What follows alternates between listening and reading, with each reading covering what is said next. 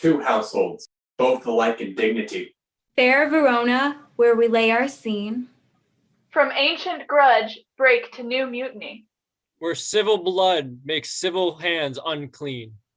From forth the fatal loins of these two foes. A pair of star-crossed lovers take their life. Whose misadventured, piteous overthrows Do with their deaths bury their parents' strife. Fearful passage of their death-marked love. And the continuance of their parents' rage. Which but their children's end not could remove.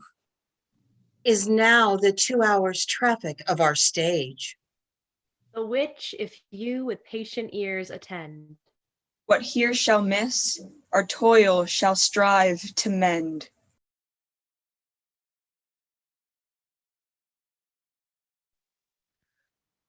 Gregory, on my word, we'll not carry coals.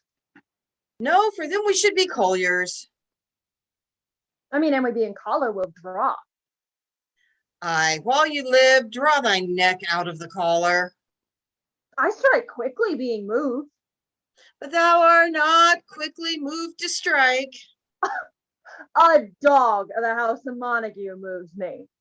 The quarrel is between our masters and us their men. 'Tis all one. But I will prove myself a tyrant. When I have fought with the men, I will be cruel with the maids and cut off their heads. The heads of the maids? Aye, the heads of the maids. Or their maiden heads, take it in what sense thou wilt. They must take it in what sense they feel it. Draw thy tool, here come two from the house of the Montagues. My naked weapon is out. Quarrel, I'll back thee. How? Turn thy back and run? Nay, fear me not. No, Mary, I fear thee. Let us take the law of our side. Let them begin. I will frown as I pass them by. Let them take it as they list. Nay, as they dare. I will bite my thumb at them, which is a disgrace to them if they bear it. Do you bite your thumb at us, sir? I do bite my thumb, sir. Do you bite your thumb at us, sir? Is the law of our side if I say aye? No. No, sir, I do not bite my thumb at you, sir, but I do bite my thumb, sir. Do you quarrel, sir? Quarrel, sir? No, sir. If you do, sir, I am for you. I serve as good a man as you. No better. Well, sir. Well, say better. Here comes one of my master's kinsmen. Yes, sir, better, sir. You lie. Draw, and you be men. Gregory, remember thy swashing blow.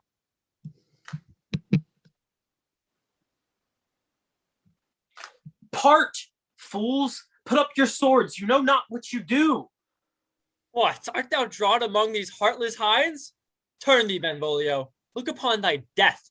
I do but keep the peace. Put up thy sword, or manage it to part these men with me. What, drawn and talk of peace? I hate the word, as I hate hell, all Montagues, and thee.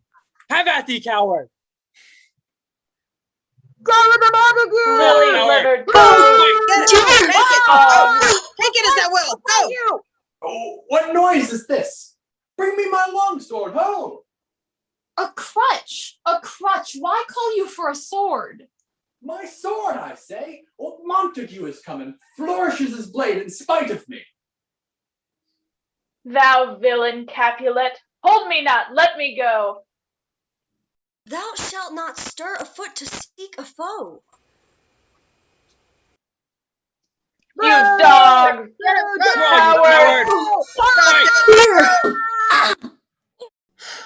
rebellious subjects, enemies to peace, profaners of this neighbor-stained steel. Will they not hear? What? Ho! You men! You beasts that quench the fire of your pernicious rage with purple fountains issuing from your veins! On pain of torture, from those bloody hands, throw your mistempered weapons to the ground, and hear the sentence of your moved prince. If ever you disturb our streets again, your lives shall pay the forfeit of the peace. For this time all the rest depart away. You, Capulet, shall come along with me. And Montague, come you this afternoon, to know our further pleasure in this case, to Old Freetown, our common judgment place. Once more, on pain of death, all men depart.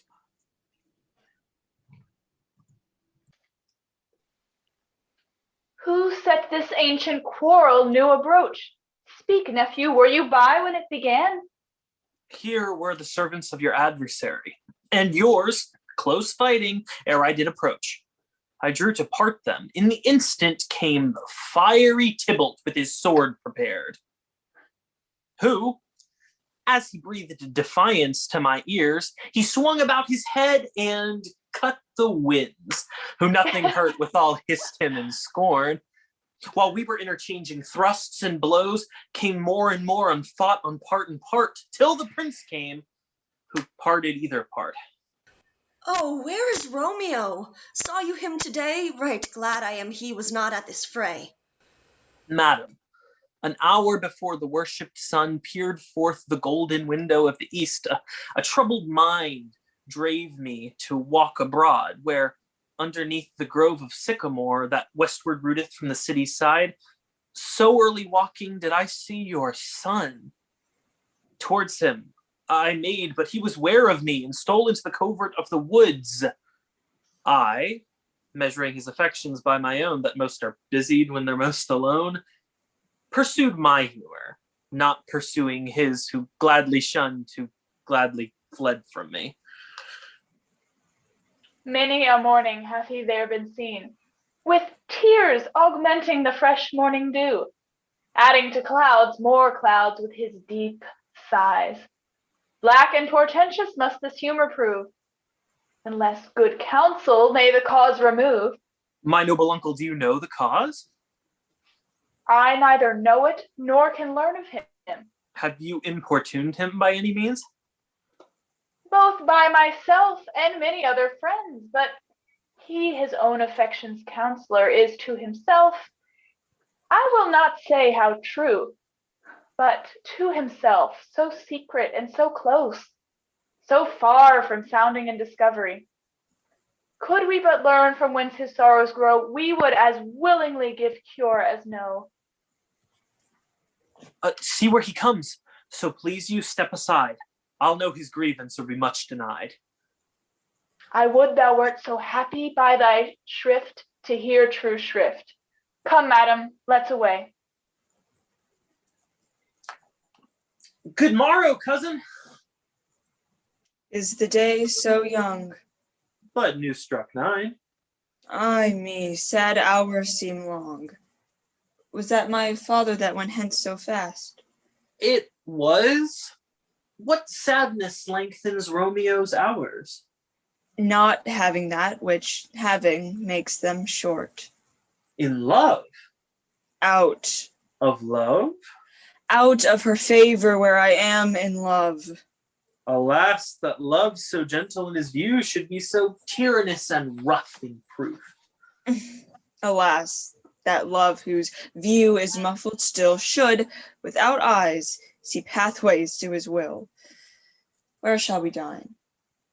Oh me, what fray was here? Yet tell me not, for I have heard it all. Here's much to do with hate, but more with love. Why then, oh brawling love, oh loving hate, oh anything of nothing first create. Oh heavy lightness, serious vanity, misshapen chaos of well-seeming forms, feather of lead, bright smoke, cold fire, sick health, still waking sleep, that is not what it is. This love, feel I, that feel no love in this. Dost thou not laugh? No, cuz. I rather weep. Good heart, at what? At thy good heart's oppression. Why, such is love's transgression. What is it else? A madness most discreet, a choking gall and a preserving sweet. Farewell, my cuz. Soft. I will go along, and if you leave me so, you do me wrong. Tut, I've lost myself. I am not here. This is not Romeo. He is some other where. Tell me, in sadness, who is that you love? What, shall I groan and tell thee? Groan? Why, no. But sadly tell me who. Bid a sick man in sadness make his will. Ugh, word ill-urged to one that is so ill. In sadness, cousin, I do love a woman. I aimed so near when I supposed you loved. A right good markman, and she's fair, I love. A fair mark, fair coz, is soonest hit. Well, in that hit you miss. She'll not be hit with Cupid's arrow, she hath Dian's wit, and in strong proof of chastity well armed, from love's weak childish bow she lives unharmed. Then she hath sworn that she will still live chaste. She hath, and in that sparing makes huge waste, for beauty starved with her severity cuts beauty off from all posterity. She hath forsworn to love, and in that vow do I live dead that live to tell it now. Be ruled by me, forget to think of her. Ugh, teach me how to forget to think. By giving liberty unto thine eyes, examine other beauties. 'Tis the way to call hers exquisite and question more. These happy masks that kiss fair ladies' brows, being black, put us in mind they hide the fair. He that is stricken blind cannot forget the precious treasure of his eyesight lost. Show me a mistress that is passing fair. What doth her beauty serve, but as a note where I may read who passed that passing fair. Farewell, thou canst not teach me to forget.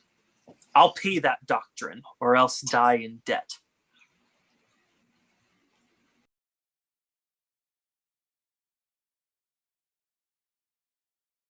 But Montague is bound as well as I, in penalty alike. And 'tis not hard, I think, for men so old as we to keep the peace. Of honourable reckoning are you both, and pity 'tis you lived at odds so long. But now, my lord, what say you to my suit? But say nor what I have said before. My child is but a stranger in this world. She hath not seen a change of 14 years. Let 2 more summers wither in their pride, ere we may think her ripe to be a bride. Younger than she our happy mother's maid. Too soon marred are those so early made. The earth hath swallowed all my hopes, but she is the hopeful lady of my earth. But woo her, gentle parents, get her heart. My will to her consent is but a part. And she agree, within her scope of choice, lies my consent and fair according voice. This night I hold an old accustomed feast, whereto I've invited many a guest, such as I love. And you, among the store, one more, most welcome, makes my number more.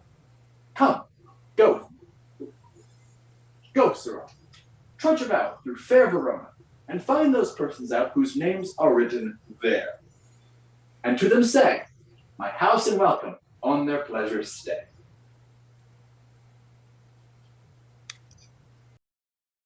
It is written that the shoemaker should meddle with his yard, and the tailor with his last, the fisher with his pencil, and the painter with his nets.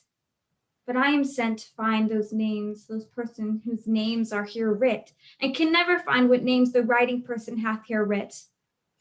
I must to the learned, in good time. Tut, man.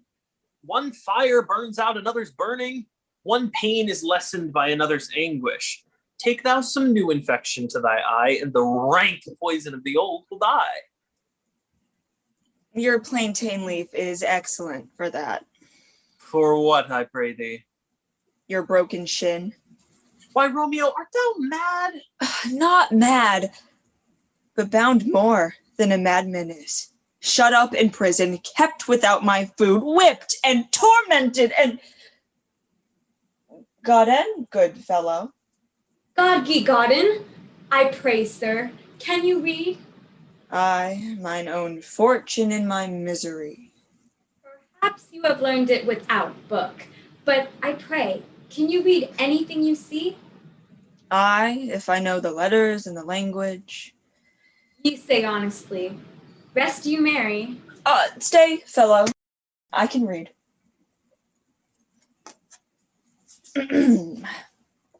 Signor Martino and his wife and daughters, County Ansome and his beauteous sisters, the lady widow of Vitravio, Signor Placentio and his lovely nieces, Mercutio and his brother Valentine, mine uncle Capulet, his wife and daughters, oh, my fair niece Rosaline, the Via, Signor Valentino and his cousin Tybalt, Lucio and the lively Helena.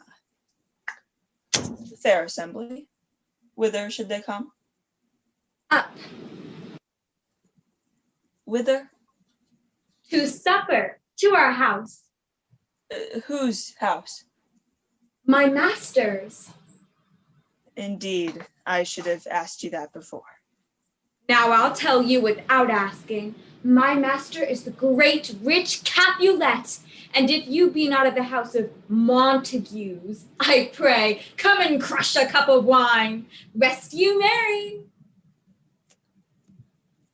At this same ancient feast of Capulets sups the fair Rosaline, whom thou so lovest with all the admired beauties of Verona. Go thither, and with unattainted eye compare her face against some that I shall show, and I will make thee think thy swan a crow. One fairer than my love? The all-seeing sun ne'er saw her match since first the world begun. Tut! You saw her fair, none else being by, herself poised with herself in either eye. But let that crystal scales be weighed, your lady's love against some other maid, that I will show you shining at this feast, and she shall scant show well what now shows best. I'll go along, no such sight to be shown, but to rejoice in splendor of mine own.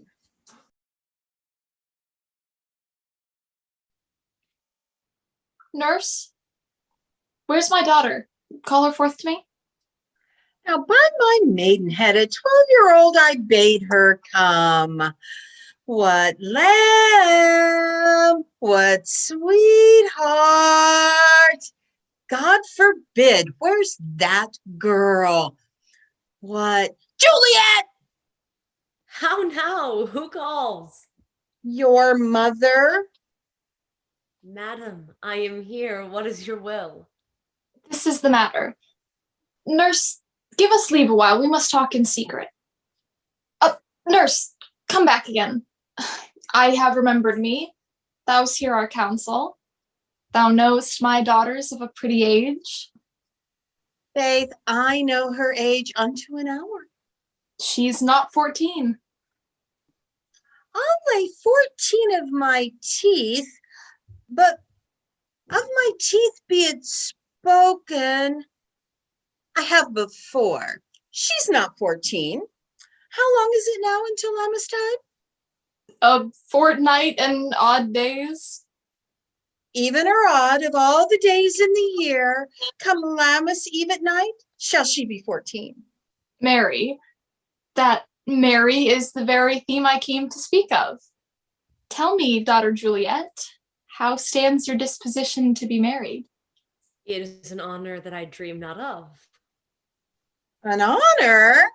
Were I not thine only nurse, I would have said you would have sucked wisdom from thy teat. Well, think of marriage now. Younger than you, here in Verona, ladies of esteem are made already mothers. By my count, I was your mother much upon these years that you are now a maid. Thus then, in brief, the valiant Paris seeks you for his love. A man, young lady, such a man. In all the world, he's a man of wax. Verona's summer hath not such a flower. Nay, he's a flower, I faith, a very flower. What say you? Can you love the gentleman?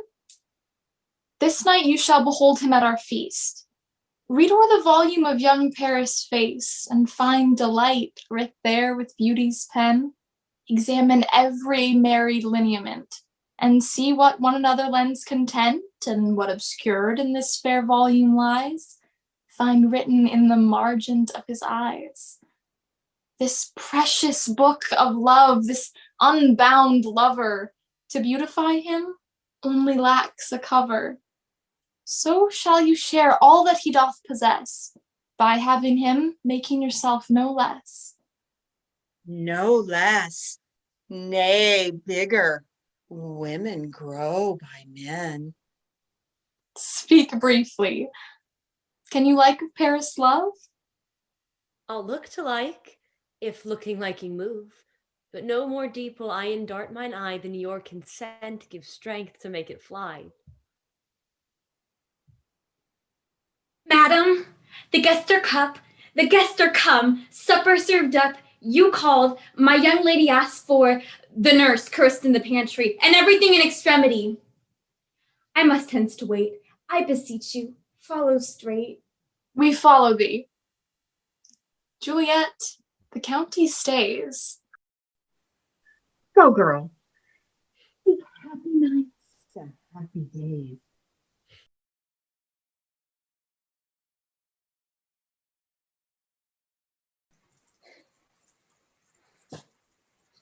What?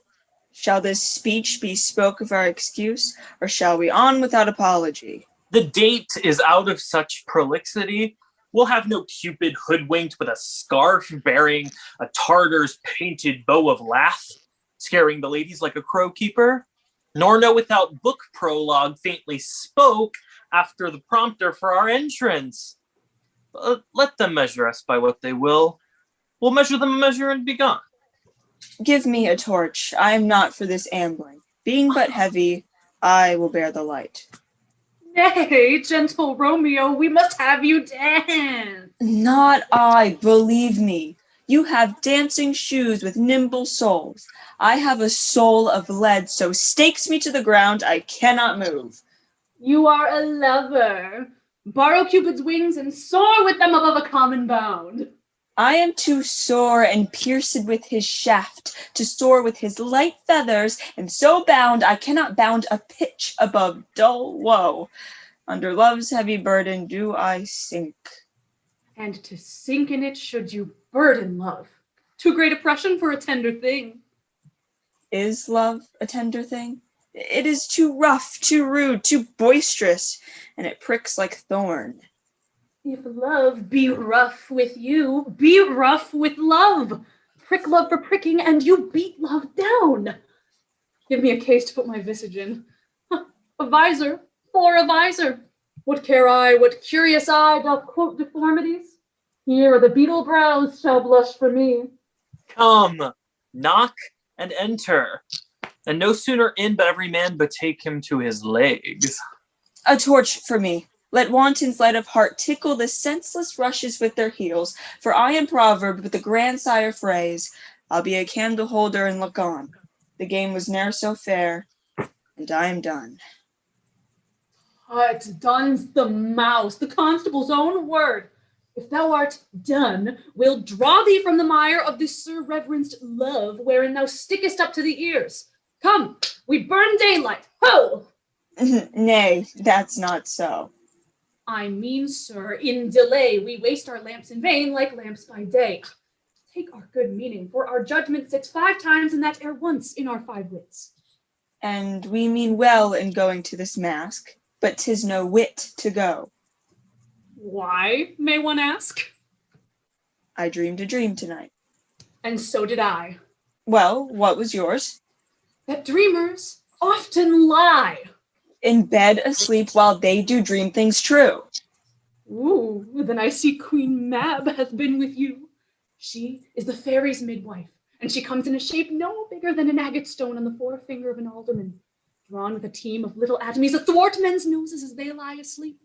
Her wagon spokes made of long spiders' legs, the cover of the wings of grasshoppers, the traces of the smallest spiders' webs, the collar of the moonshine's watery beams, her whip of cricket's bone, the lash of film, her wagoner, a small gray-coated gnat, not so big as a round little worm pricked from the lazy finger of a maid.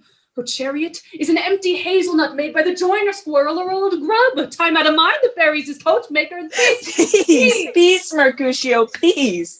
Thou talk'st of nothing. True, I talk of dreams, which are the children of an idle brain, begot of nothing but vain fantasy, which is as thin a substance as the air and more inconstant than the wind, who woos even now the frozen bosom of the north, and, being angered, puffs away from thence, turning his face to the dew-dropping south. This wind you talk of blows us from ourselves.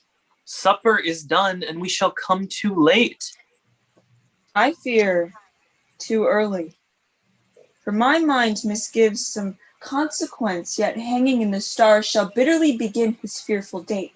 With this night's revels and expire the term of a despised life, closed in my breast by some vile forfeit of untimely death. But he that hath the steerage of my course, direct my sail. On, lusty gentlemen. Strike, drum.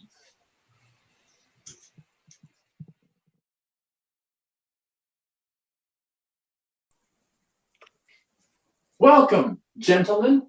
Ladies that have their toes unplagued with corns will have a bout with you. Aha, my mistresses, which of you all will now deny to dance? She that makes dainty, she'll swear, hath corns. Am I come near ye now? Welcome, gentlemen.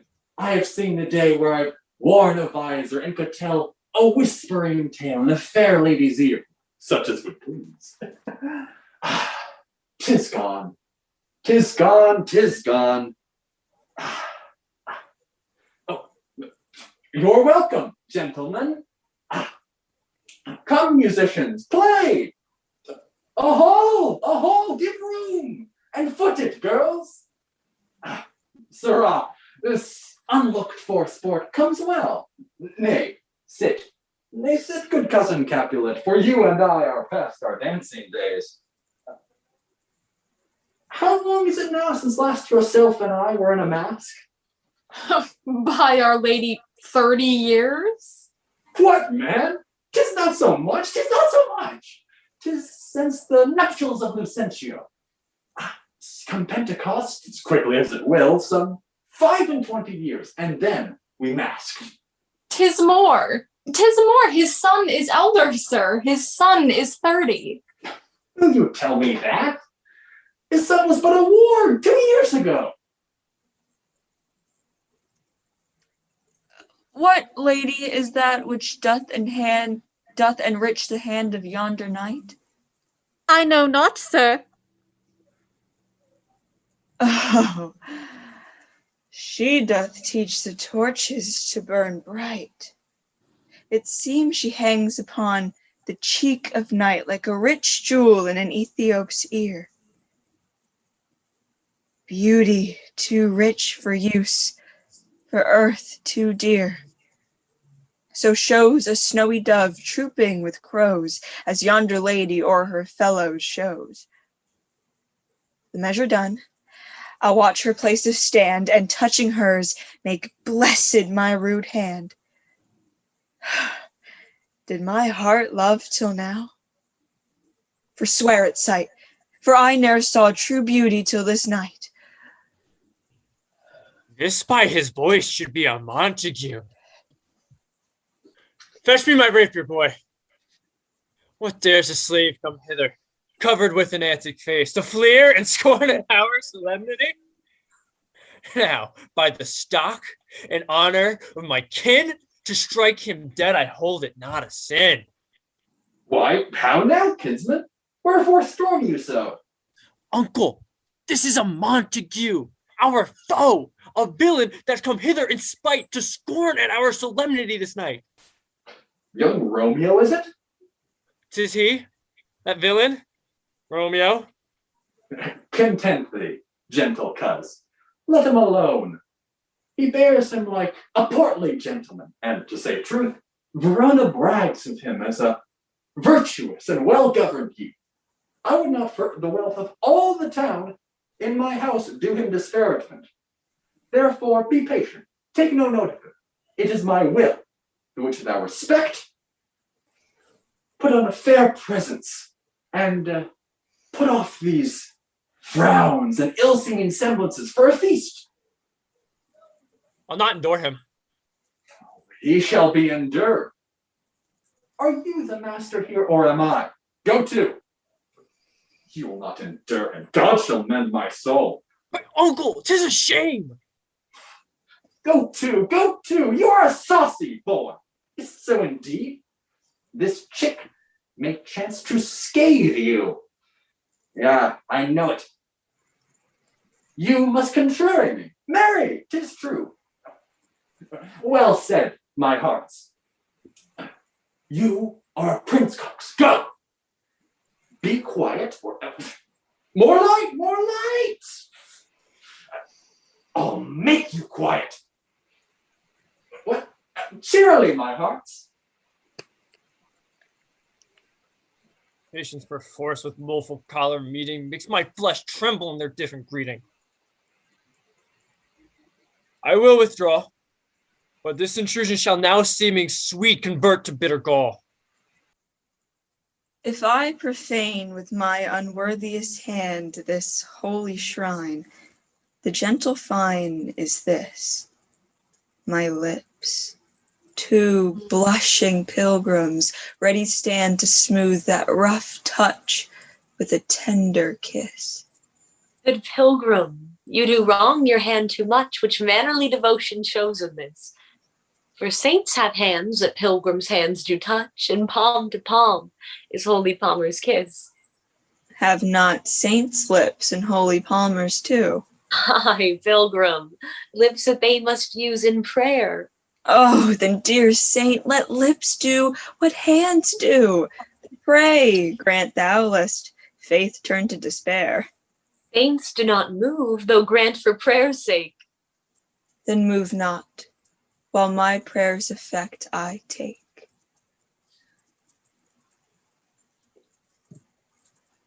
Thus, from my lips, by yours, my sin is purged. And have my lips the sin that they have took? Sin from thy lips. Oh, trespass sweetly urged, give me my sin again. You kiss by the book. Madam, your mother craves a word with you. What is her mother? Mary Bachelor. Her mother is the lady of the house, and a good lady, and a wise and virtuous. I nursed her daughter that you talked withal. I tell you, he that can lay hold of her shall have the chinks. Is she a Capulet? Oh, dear Count, my life is my foe's debt. Away, begone! The sport is at the best. Aye, so I fear, the more is my unrest. Nay, gentlemen, prepare not to be gone. We have a trifling foolish banquet towards. Is it even so? Why then I thank you all. I thank you, honest gentlemen. Good night. More torches here. Come on, then. Let's to bed. Ah, sirrah, by my fay, it waxes late. All to my rest. Come hither, nurse. What's he that follows there that would not dance? I know not. Go ask his name. If he be married, my grave is like to be my wedding bed. His name is Romeo, and a Montague, the only son of your great enemy. My only love sprung from my only hate? Too early seen, unknown, and known too late. Prodigious birth of love it is to me that I must love a loathed enemy. What's this? What's this? A rhyme I learned even now from when I danced with all. Juliet! Anon, anon. Come, let's away. The strangers are all gone.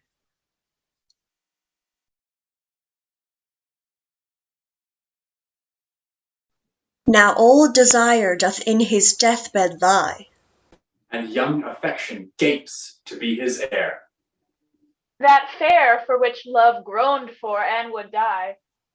Tender Juliet matched is now not fair. Now Romeo is beloved and loves again. Alike bewitched by the charm of looks, But to his foe supposed he must complain, as she steals love's sweet bait from fearful hooks. Being held a foe, he may not have access. 2. Breathe such vows as lovers used to swear. and she as much in love, her means much less. To meet her new beloved anywhere. But passion lends them power, time means to meet. Tempering extremities with extreme sweet.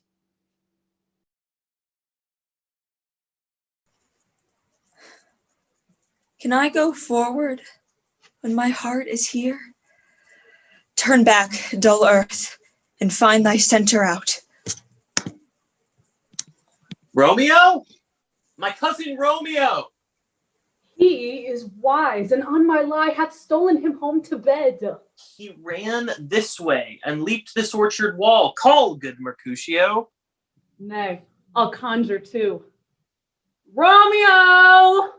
Humors, madman, passion, lover, appear thou in the likeness of a sigh. Speak but one rhyme, and I am satisfied. Cry but I me, pronounce but love and dove. He heareth not, he stirreth not, he moveth not. I conjure thee by Rosaline's bright eyes, by her high forehead and scarlet lip, the fine foot, straight leg, and quivering thigh, and the demesnes that there adjacent lie, that in thy likeness thou appear to us. And if he hear thee, thou wilt anger him. Come, he hath hid himself among these trees to be consorted with the humorous night. Blind is his love, and best befits the dark. If love be blind, love cannot hit the mark. Now will he sit under a medlar tree and wish that his mistress were that kind of fruit as maids call medlars when they laugh alone? Romeo, that she were. Oh, that she were an open etc., thou a poprin pear. Romeo, good night. I'll to my truckle bed. This field bed is too cold for me to sleep. Come, shall we go? Go then, for 'tis in vain to seek him here who means not to be found.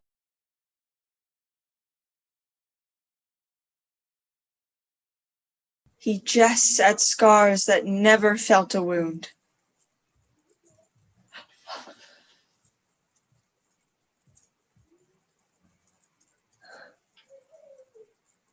But soft, what light through yonder window breaks? It is the east, and Juliet is the sun. Arise, fair sun, and kill the envious moon, who is already sick and pale with grief, that thou her maid art far more fair than she. Be not her maid, since she is envious. Her vestal livery is but sick and green, and none but fools do wear it. Cast it off. It is my lady. Oh, it is my love. Oh, that she knew she were. She speaks, yet she says nothing. What of that? Her eye discourses. I will answer it. I am too bold. 'Tis not to me she speaks. Two of the fairest stars in all the heaven, having some business, do entreat her eyes to twinkle in their spheres till they return. What if her eyes were there? They in her head? The brightness of her cheek would shame those stars as daylight doth the lamp. Her eyes in heaven would through the airy region stream so bright that all the birds would sing and think it were not night. See how she leans her hand upon her cheek. Oh, that I were a glove upon that hand, that I might touch that cheek. Ay me. She speaks. Oh, speak again, bright angel, for thou art as glorious to this night, being o'er my head, as is a winged messenger of heaven. Oh, Romeo, Romeo, wherefore art thou, Romeo? Deny thy father, and refuse thy name. Or, if thou wilt not, be but sworn my love, and I'll no longer be a Capulet. Shall I hear more, or shall I speak at this? 'Tis but thy name that is my enemy. Thou art thyself, though not a Montague. What's Montague? It is nor hand, nor foot, nor arm, nor face, nor any other part belonging to a man. Oh, be some other name. What is in a name? That which we call a rose by any other name would smell as sweet. So Romeo would, were he not Romeo called, retain that dear perfection which he owes without that title. Romeo, doff thy name, and for thy name, which is no part of thee, take all myself. I take thee at thy word. Call me but love, and I'll be new baptized. Henceforth, I'll never be Romeo. What man art thou that thus bescreened in night so stumblest on my counsel? By a name, I know not how to tell thee who I am. My name, dear saint, is hateful to myself, because it is an enemy to thee. Had I it written, I would tear the word. My ears have not yet drunk 100 words of that tongue's utterance, that I know the sound. Art thou not Romeo, and a Montague? Neither, fair saint, if either thee dislike. How camest thou hither? Tell me, and wherefore? With love's light wings did I o'erperch these walls. By whose direction foundst thou out this place? By love, who first did prompt me to inquire. He lent me counsel, and I lent him eyes. I am no pilot, yet wert thou as far as that vast shore, washed with the farthest sea, I would adventure for such merchandise. Thou know'st the mask of night is on my face, else would a maiden blush but paint my cheek for that which thou hast heard me speak tonight. Fain would I dwell on form, fain deny what I have spoke. But farewell compliment. Dost thou love me? I know thou wilt say aye, and I will take thy word. Yet, if thou swearest, thou mayst prove false. At lovers' perjuries, they say, Jove laughs. Oh, gentle Romeo, if thou dost love, pronounce it faithfully. Or, if thou thinks I'm too quickly won, I'll frown and be perverse and say thee nay, so thou wilt woo. But else, not for the world. In truth, fair Montague, I am too fond, and therefore thou mayst think my behavior light, but trust me, gentlemen, I'll prove more true than those that have been more cunning to be strange. I should have been more strange, I must confess, but that thou overheardst ere I was ware my true love's passion. Therefore pardon me, and not impute this yielding to light love which the dark night hath so discovered. Lady, by yonder blessed moon, I swear that tips with silver all these fruit tree tops. Swear not by the moon, the inconstant moon, that monthly changes in her circled orb, lest that your love prove likewise variable. What shall I swear by? Do not swear at all. Or, if thou wilt, swear by thy gracious self, who is the god of my idolatry, and I'll believe thee. If my heart's dear love. Oh, do not swear. Although I joy in thee, I have no joy in this contract tonight. It is too rash, too unadvised, too sudden. This bud of love by summer's ripening breath may prove a beauteous flower when next we meet. Good night, good night, as sweet repose and rest come to thy heart as that within my breast. Oh, wilt thou leave me so unsatisfied? What satisfaction canst thou have tonight? The exchange of thy love's faithful vow for mine. I gave thee mine before thou didst request it, and yet I would it were to give again. Wouldst thou withdraw it? For what purpose, love? But to be frank, and give it thee again. And yet I wish but for the thing I have. My bounty is as boundless as the sea, my love as deep. The more I give to thee, the more I have, for both are infinite. Madam! I hear some noise within. Dear love, adieu. Anon, good nurse! Sweet Montague, be true. Stay but a little, I will come again. Oh, blessed, blessed night! I am afeard. Being in night, all this is but a dream, too flattering sweet to be substantial. 3 words, dear Romeo, and good night indeed. If that thy bent of love be honorable, thy purpose marriage, send me word tomorrow by 1, and I'll procure to come to thee where and what time thou wilt perform the rite. And all my fortune at thy foot I'll lay, and follow thee, my lord, throughout the world. Madam! I come anon, but if thou means not well, I do beseech thee. Madam! By and by I come, to cease thy suit and leave me to my grief. Tomorrow will I send. So thrive my soul. 1,000 times good night. 1,000 times the worse to want thy light. Love goes toward love as schoolboys from their books, but love from love toward school with heavy looks. Romeo, oh, for a falconer's voice to lure this tassel gentle back again. Bondage is hoarse and may not speak a word. Else would I tear the cave where echo lies, and make her airy tongue more hoarse than mine with repetition of my Romeo's name. It is my soul that calls upon my name. How silver sweet sound lovers' tongues by night, like softest music to attending ears. Romeo! My dear? At what o'clock tomorrow shall I send?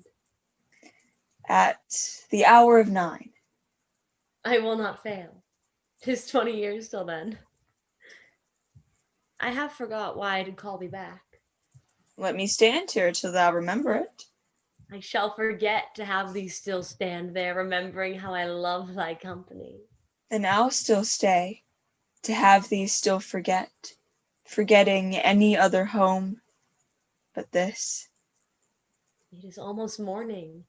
I would have thee gone, and yet no further than a wanton's bird who lets it hop a little from her hand, like a poor prisoner in his twisted gyves, and with a silk thread plucks it back again, so loving, jealous of its liberty. I would I were thy bird. Sweet, so would I. Yet I should kill thee with much cherishing. Good night, good night. Parting is such sweet sorrow that I shall say good night till it be morrow. Sleep, dwell in thine eyes, peace in thy breast. Would I were sleep in peace so sweet to rest. Hence will I to my ghostly father's cell, his help to crave, and my dear hap to tell.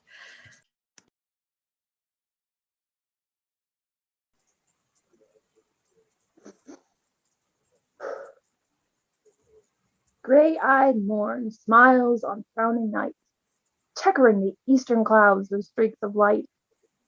In flecked darkness, like a drunkard, reels from forth day's path, and Titan's fiery wheels. Now, ere the sun advance his burning eye, the day to cheer, a night's dank dew to dry, I must upfill this osier cage of ours with baleful weeds. and precious juiced flowers. In the infant rind of this small flower, poison hath residence, and medicine power. For this being smelt, that part cheers each heart. Being tasted, slays all senses with the heart.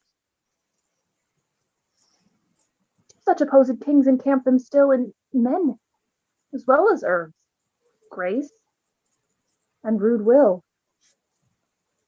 And where the worser is predominant, full soon the canker of death eats up that plant. Good morrow, father. Benedicite, what early tongue so sweet saluteth me? Young son, it argues a distempered head so soon to bid good morrow to thy bed. Therefore thy earliness doth me assure thou art aroused by some distempered sure? Or if not so, then here I hit it right. Our Romeo hath not been to bed tonight. That last is true. The sweeter rest was mine. God pardon sin. Was thou with Rosaline? With Rosaline, my ghostly father, no!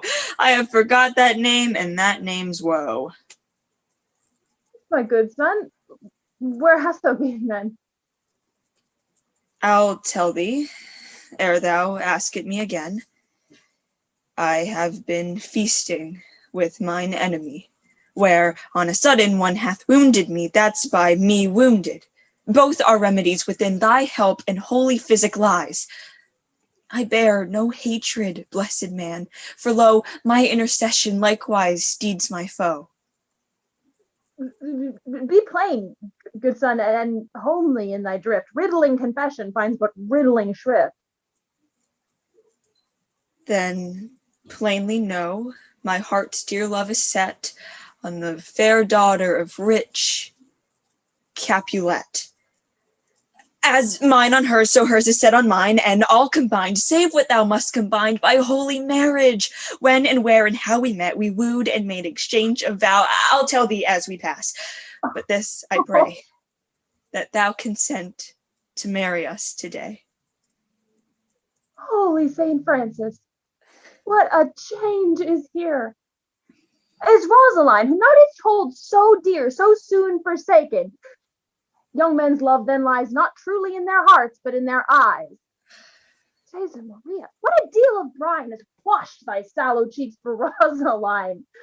If ere thou wast thyself, and these woes thine, thou and these woes were all for Rosaline, and art thou changed? Pronounce this sentence then, women may fall when there's no strength in men.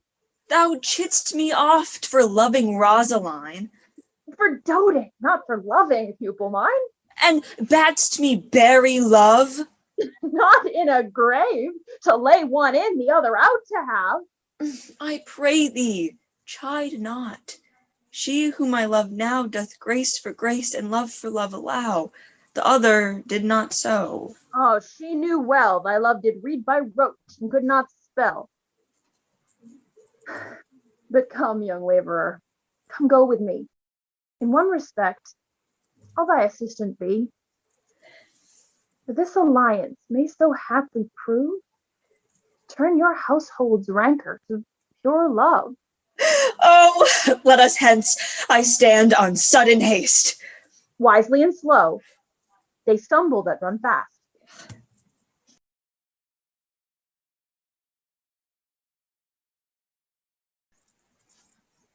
Where the devil should this Romeo be? Came he not home tonight? Not to his father's. I spoke with his man. Ah, that same pale, hard-hearted wench, that Rosaline, torments him so that he will sure run mad. Tybalt, the kinsman of old Capulet, hath sent a letter to his father's house. Challenge on my life. Romeo will answer it. Any man that can write may answer a letter. Nay, he will answer the letter's master, as he dares, being dared. Alas, poor Romeo. He's already dead. Stabbed with a white wench's black eye, shot through the ear with a love song, the very pin of his heart cleft with the blind bow boy's butt shaft. And is he a man to encounter Tybalt? Why, what is Tybalt? More than Prince of Cats, I can tell you. Here comes Romeo. Here comes Romeo. Without his roe, like a dried herring. Flesh, how art thou fishified? Signor Romeo, bonjour. There's a French salutation to your French slop. You gave us the counterfeit fairly last night. Good morrow to you both. What counterfeit did I give you? The slip, sir, the slip. Can you not conceive? Pardon, good Mercutio. My business was great, and in such a case as mine, a man may strain courtesy. That's as much to say. Such a case as yours constrains a man to bow in the hand. Meaning to curtsy. Thou hast most kindly hit it. A most courteous exposition. Nay, I am the very pink of courtesy. Pink for flower. Right. Why, then is my pump well flowered. Well said. Follow me this jest now till thou hast worn out thy pump, that when the single soul of it is worn, the jest may remain after the wearing soul singular. Oh, single-souled jest, solely singular for the singleness. Between us, good Benvolio, my wits faint. Switch and spurs, or I'll cry a match. Nay, if thy wits run the wild goose chase, I have done. For thou hast more of the wild goose in one of thy wits than I am sure I have in my whole 5. Was I with you there for the goose? Thou wast never with me for anything, when thou wast not there for me for the goose. I will bite thee by the ear for that jest. Nay, good goose, bite not. Thy wit is a very bitter sweeting. It's a most sharp sauce. And is it not well served in to a sweet goose? Oh, here's a wit of Chervil that stretches from an inch narrow to an ell broad. I stretch it out for that word broad, which added to the goose proves to thee far and wide a broad goose. Why, is this not better now than groaning for love? Stop there! Stop there! Thou desirest me to stop in my tail against the hair. Thou wouldst else have made thy tail large. Oh, thou wert deceived. I would have made it short, for I was come to the whole depth of my tail, and meant indeed to occupy the argument no longer. Here's goodly gear. Sail, sail. Two, a shirt and a smock. Peter? On. My fan, Peter. Good, Peter, to hide her face, for the fan's the fairer face. God ye good morrow, gentlemen. God ye good den, fair gentlewoman. Is it good den?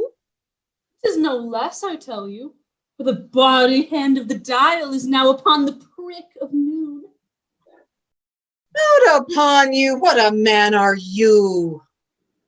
One, gentlewoman, that God himself hath made to mar.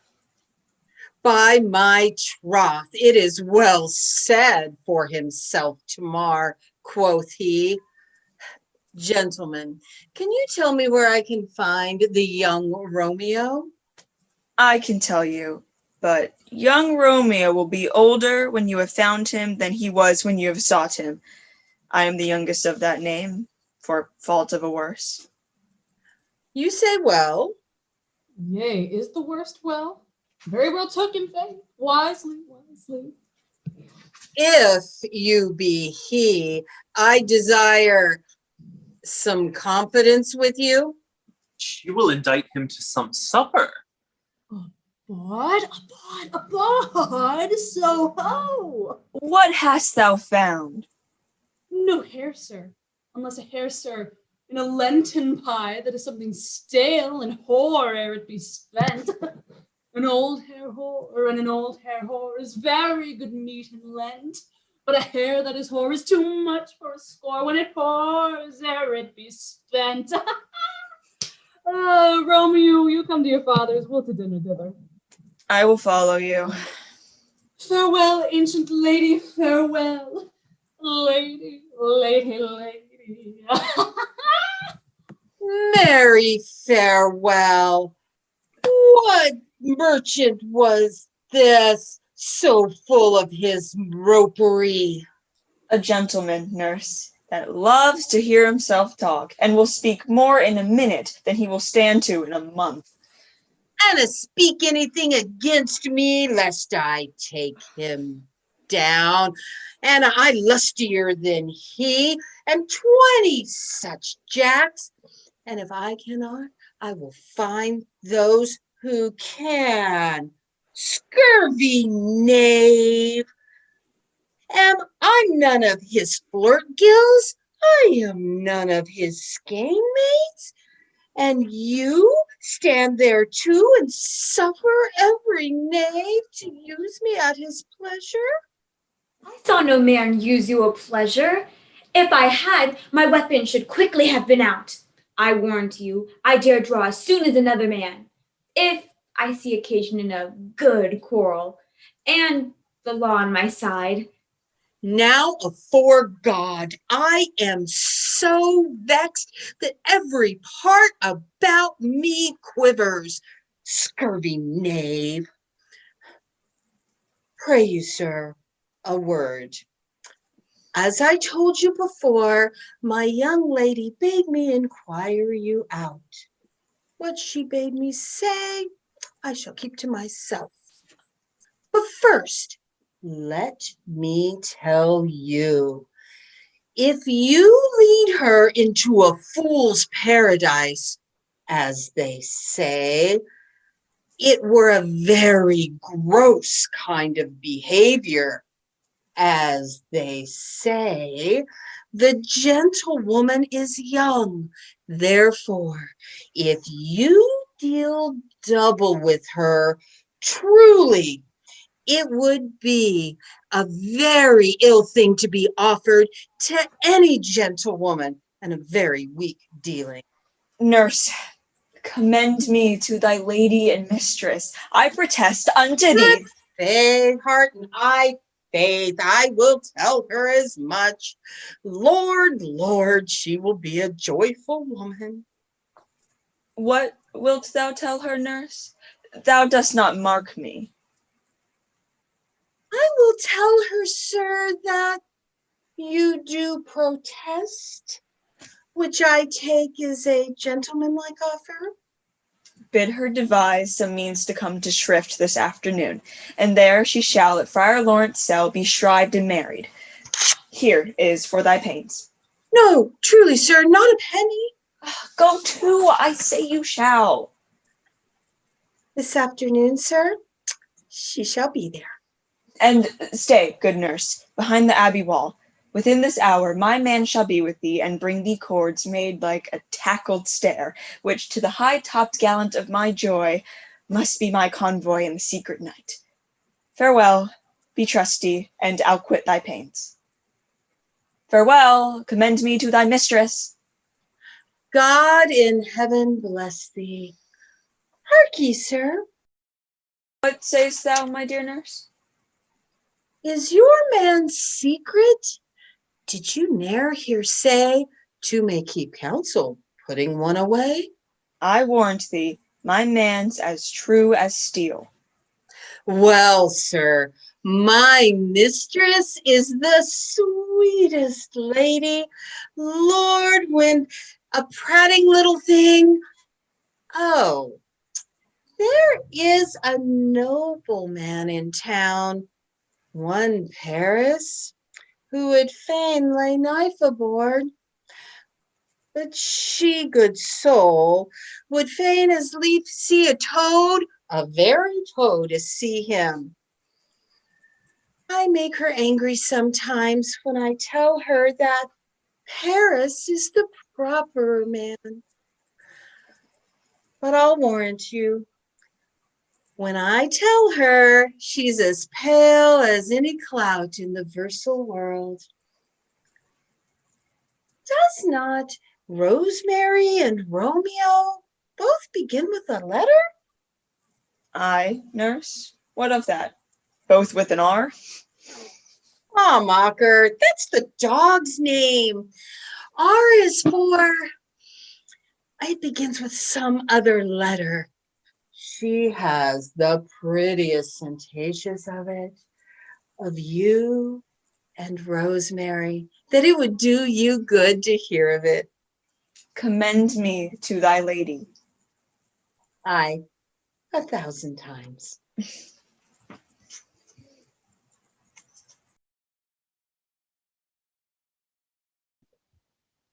The clock struck 9 when I did send the nurse. In half an hour she promised to return. Perchance she cannot meet him. That's not so. Oh, she is lame. Love's heralds should be thoughts, which 10 times faster glide than the sun's beams, driving back shadows over lowering hills. Now is the sun upon the hindmost hill of this day's journey, and from 9 till 12 is 3 long hours, yet she is not come. Had she affections and warm, youthful blood, she would be as swift in motion as a ball. My words would bandy her to my sweet love, and his to me. But old folks, many fain as they were dead, unwieldy, slow, heavy, and pale as lead. Oh God, she comes! Now, honey nurse, what news? Hast thou met with him? Send thy man away. Peter, stay at the gate.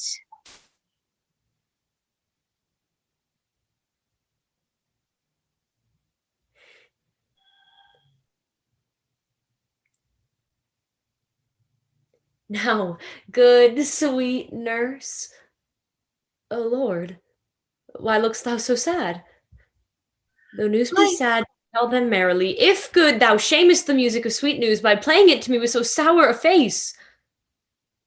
I am aweary. Give me leave a while. Fie, how my bones ache. What a jaunt have I had. I would thou hadst my bones, and I thy news. Nay, come, I pray thee, speak. Good, good nurse, speak. Jesu, what haste! Can you not wait a while? Can you not see that I am out of breath? How art thou out of breath, when thou hast breath to say to me that thou art out of breath? Is thy news good or bad? Answer to that, say either, and I'll stay the circumstance. Oh, let me be satisfied. Is it good or bad? Well, you have made a simple choice. You know not how to choose a man. Romeo, not he, though his face be better than any man's, and his leg excels all men's, and for a hand and a foot and a body, though they're not to be speaken on, yet past compare, he is not a flower of courtesy, but I'll warrant you, as gentle as a lamb. Go thy ways, wench, serve God. What, have you dined at home? No, no, but all this did I know before. What says he of our marriage? What of that? Lord, how my head aches. It aches, what a head have I. It aches as if it would break into 20 pieces. Oh, my back, toward the other side. My back, my back. Beshrew your very heart for sending me about to catch my death jaunting up and down. I'faith, I am sorry that thou art not well.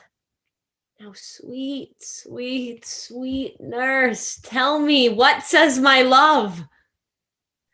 Your love says, like an honest gentleman, and a courteous, and a kind, and a handsome, and I'll warrant a virtuous, Where's your mother?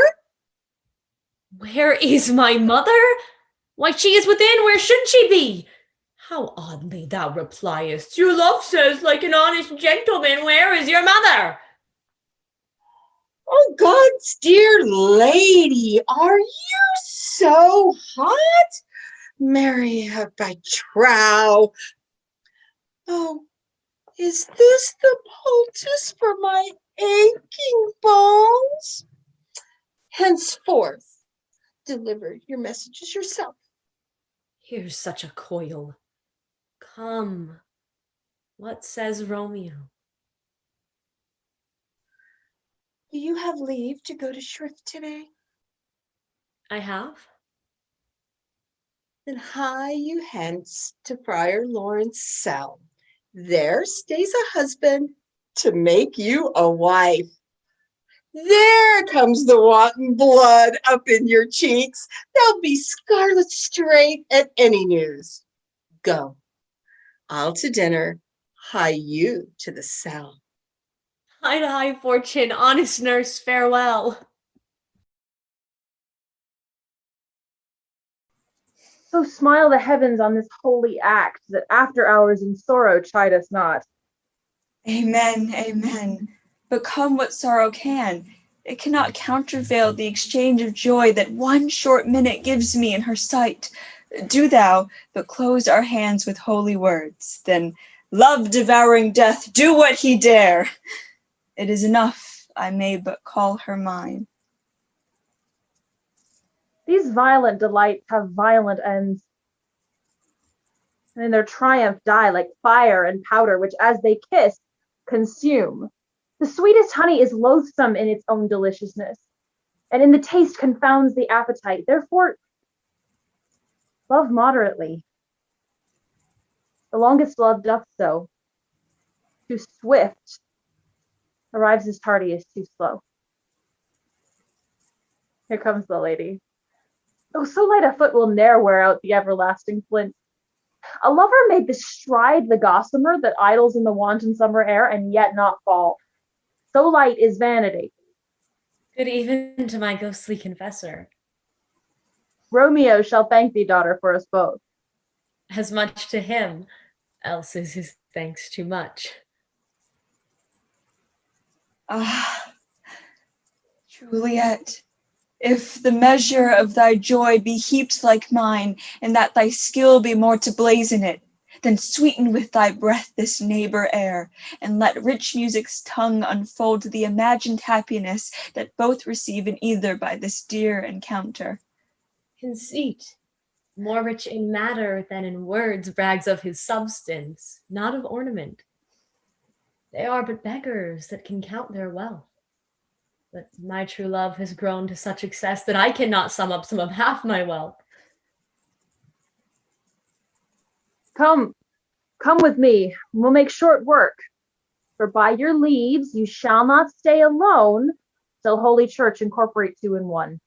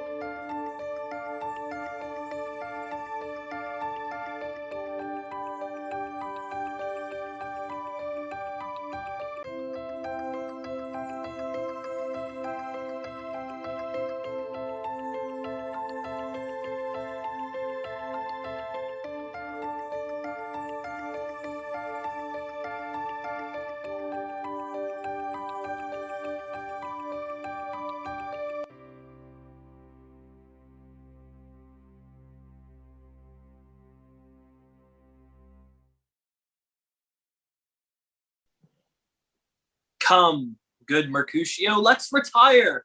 The day is hot and the Capulets abroad, and if we meet, we shall not scape a brawl. For now, these hot days is the mad blood stirring. Thou art like one of those fellows that when he enters the confines of a tavern, claps me his sword upon the table and says, God send me no need of thee. By the operation of the second cup draws it on the drawer, when indeed there is no need. Am I like such a fellow? Come, thou art as hot as a jack in thy mood as any in Italy, and as soon moved to be moody, and as soon moody to be moved. And were I so apt to quarrel as thou art, any man should buy the fee simple of my life for an hour and a quarter. Fee simple, oh, simple. By my head, here come the Capulets. By my heel, I care not. Gentlemen, good den. A word with one of you. And but one word with one of us? Couple it with something, make it a word and a blow. You shall find me apt enough to that, sir, and you will give me an occasion. Could you not take some occasion without giving? Mercutio, thou consortst with Romeo. Consort? What, dost thou make us minstrels? And thou make minstrels of us, look to hear nothing but discords. Here's my fiddlestick. Here's that shall make you dance. Zounds, consort! We talk here in the public haunt of men. Either withdraw unto some private place and reason coldly of your grievances, or else depart. Here all eyes gaze on us. Men's eyes were made to look, and let them gaze. I will not pledge for no man's pleasure, I. Well, peace be with you, sir. Here comes my man. I'll be hanged, sir, if he wear your livery. Marry, go before to field, he'll be your follower. Your worship in that sense may call him man. Romeo, the hate I bear thee can afford no better term than this. Thou art a villain.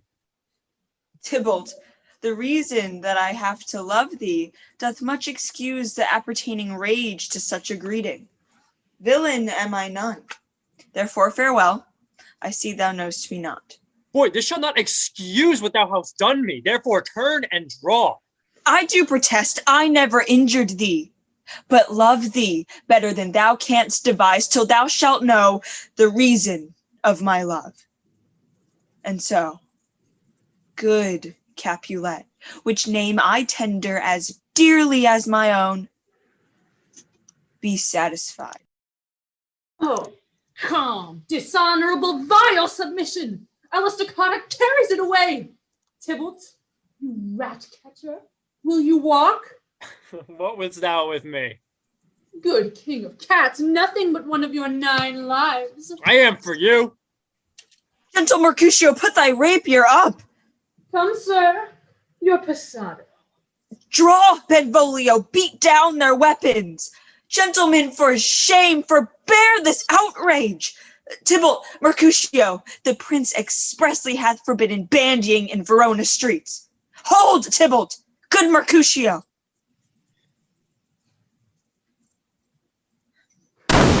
Ah! Oh, I am hurt. Oh, plague on both your houses, I am sped. Is he gone and hath nothing? What, art thou hurt? A scratch. Very, 'tis enough. Courage, man, the hurt cannot be much. No, 'tis not so deep as a well, nor so wide as a church door, but 'tis enough. 'Twill serve. Ask for me tomorrow, and you shall find me a grave man. I'm peppered, I warrant, for this world. A plague on both your houses. Why the devil came here between us? I thought all for the best. Help me into some house, Benvolio, or I shall faint. Plague on both your houses. You have made worms meat of me. I have it, and soundly too. Your houses!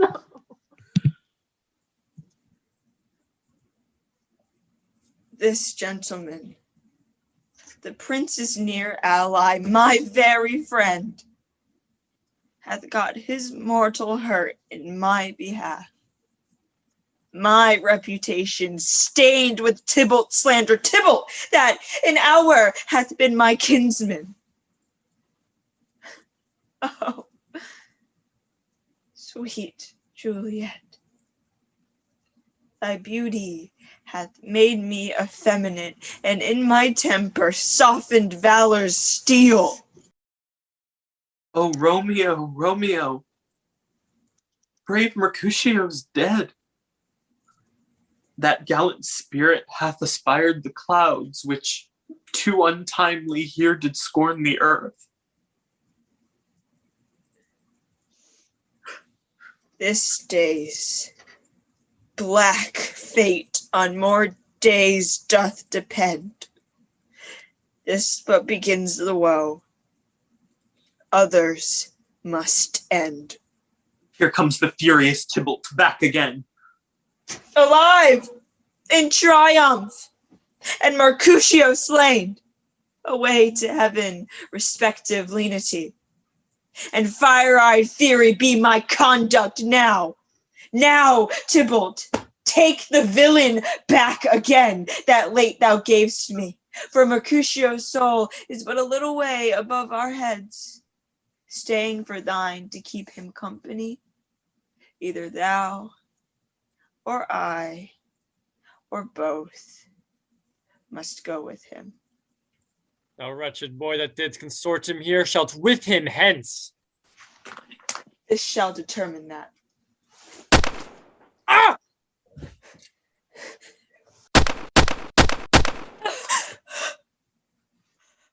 Romeo, away, begone. The citizens are up, and Tybalt slain. Stand not amazed. The prince will doom thee death if thou art taken. Hence begone, away! Oh, I am fortune's fool. Why dost thou stay?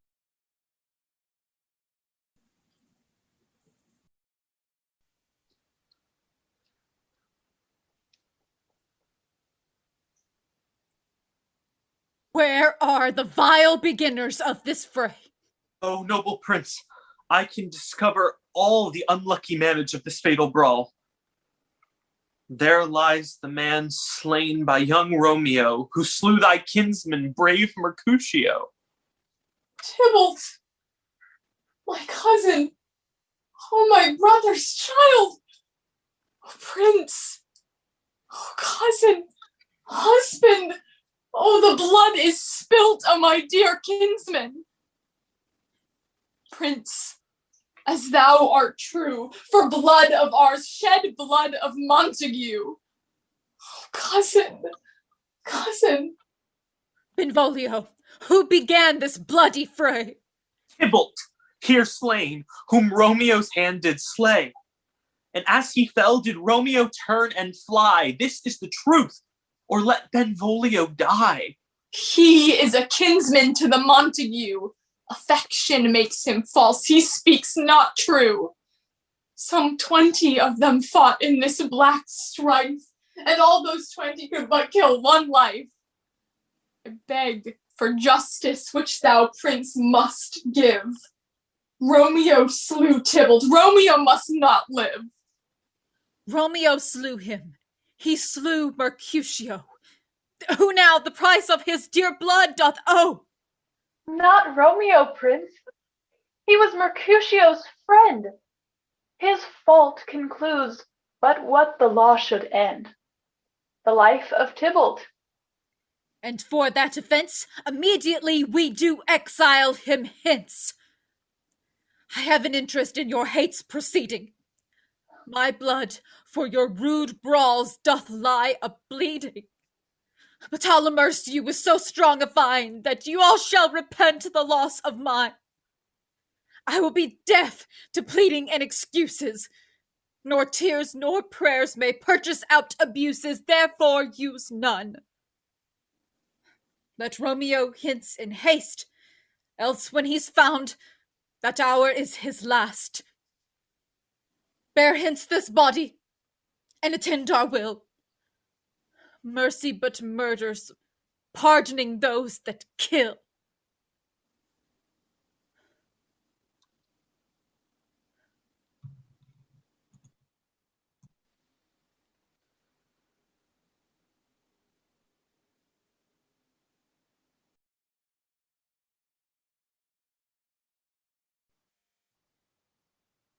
Gallop apace, you fiery-footed steeds, toward Phoebus's lodging. Such a Wagner as Phaethon would whip you to the west and bring in cloudy night immediately. Spread thy close curtain, love-performing night, that runaways' eyes may wink, and Romeo leap to these arms, untalked of and unseen. Come, night. Come, Romeo. Come thou day and night, for thou wilt lie upon the wings of night, whiter than new snow on a raven's back. Come, gentle night, come, loving, black-browed night, give me my Romeo. And when he shall die, take him and cut him out in little stars, and he shall make the face of heaven so fine that all the world will be in love with night and pay no worship to the garish sun. Oh, I have bought the mansion of a love, but not possessed it. And, though I be sold, not yet enjoyed. So tedious is this day, as is the night before some festival, to an impatient child who hath new robes and may not wear them. Oh, here comes my nurse, and she brings news. And every tongue that speaks but Romeo's name speaks heavenly eloquence. Now, nurse, what news? What hast thou there? The cords that Romeo did bid thee fetch? Aye, the cords. Ay me. What news? Why dost thou wring thy hands? Ah, well a day. He's dead, he's dead, he's dead. We are undone, lady. We are undone. Alack the day. He's gone, he's killed, he's dead. Can heaven be so envious? Romeo can, though heaven cannot. Oh, Romeo, Romeo, who had ever thought it, Romeo? What devil art thou that dost torment me thus? This torture should be roared in dismal hell. Hath Romeo slain himself? Say thou but I, in that bare bowel eye, shall poison more than the death-darting eye of cockatrice. I am not I, if there be such an eye, or those eyes shut that make thee answer I. If he be slain, say I, or if not, no. Brief sounds determine of my weal or woe. I have seen the wound. I have seen it with mine own eyes. God save the mark here on his manly breast. A piteous corse, a bloody, piteous corse, pale, pale as ashes, all bedaubed in blood, all in gore blood. I swooned at the sight. Oh, break my heart. Poor bankrupt, break at once. To prison eyes ne'er look on liberty. Vile earth to earth resign, end motion here, and thou and Romeo push one heavy bier. Oh, Tybalt, Tybalt, best friend I had. Oh, courteous Tybalt, honest gentleman, that ever I lived to see thee dead. What storm is this that blows so contrary?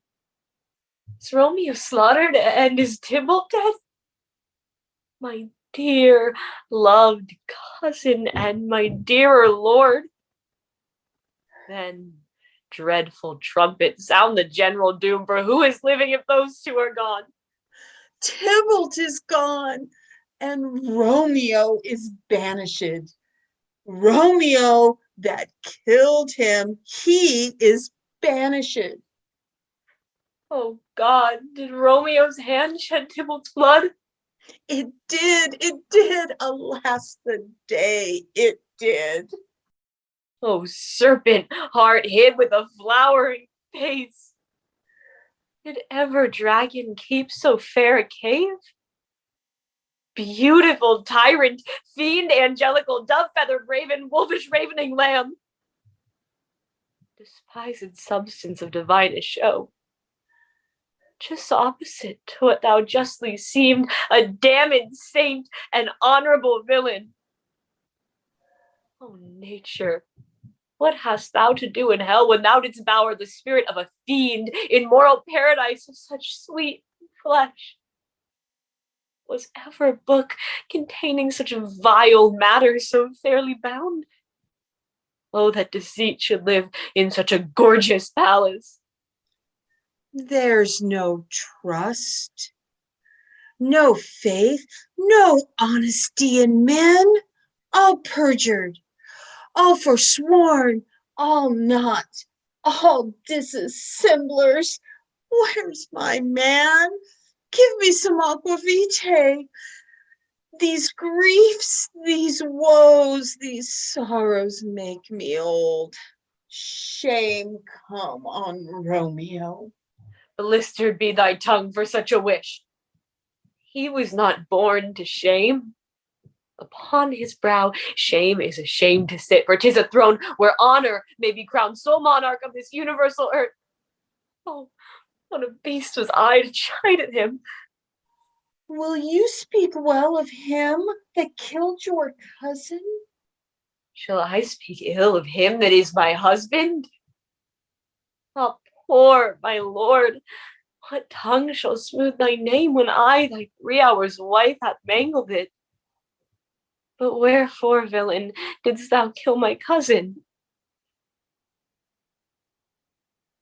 That villain cousin would have killed my husband.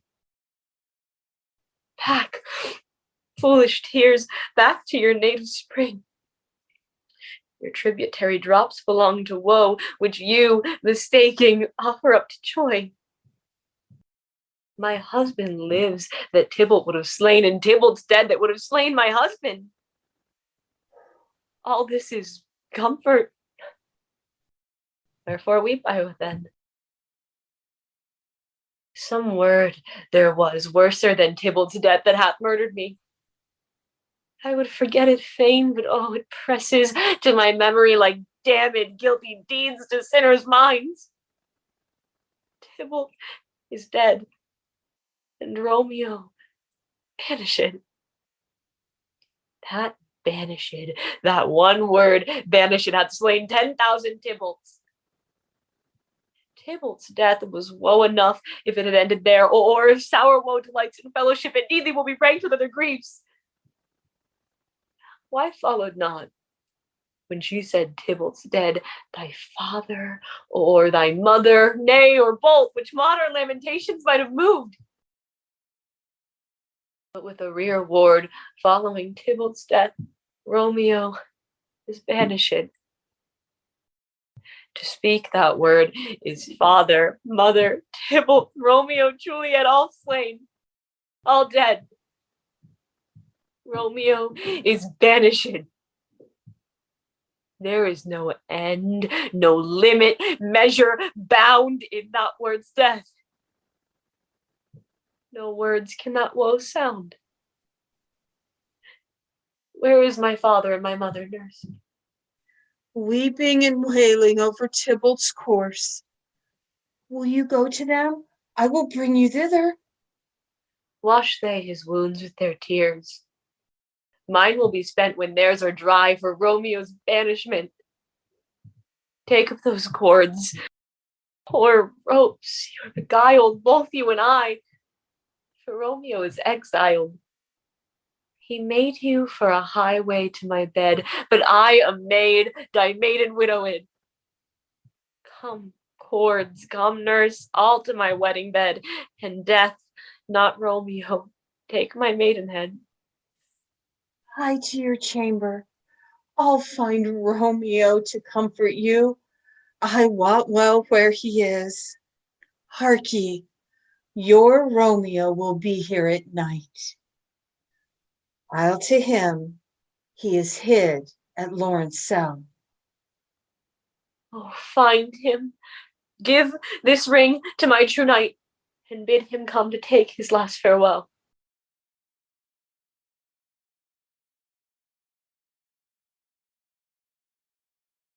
Romeo, come forth. Come forth, thou fearful man.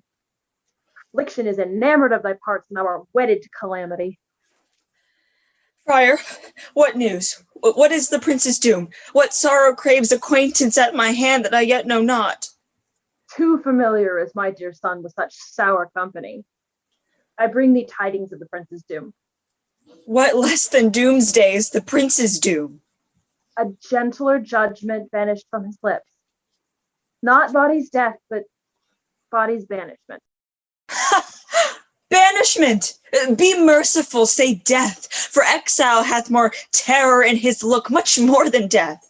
Do not say banishment. As from Verona art thou banished. Be patient, for the world is broad and wide. There is no world without Verona walls, but purgatory, torture, hell itself.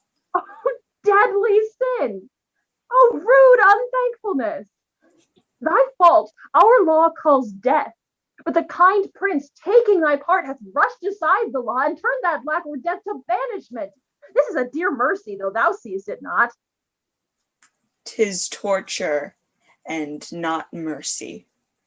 Heaven is here, where Juliet lives, and every cat and dog and little mouse, every unworthy thing live here in heaven may look on her.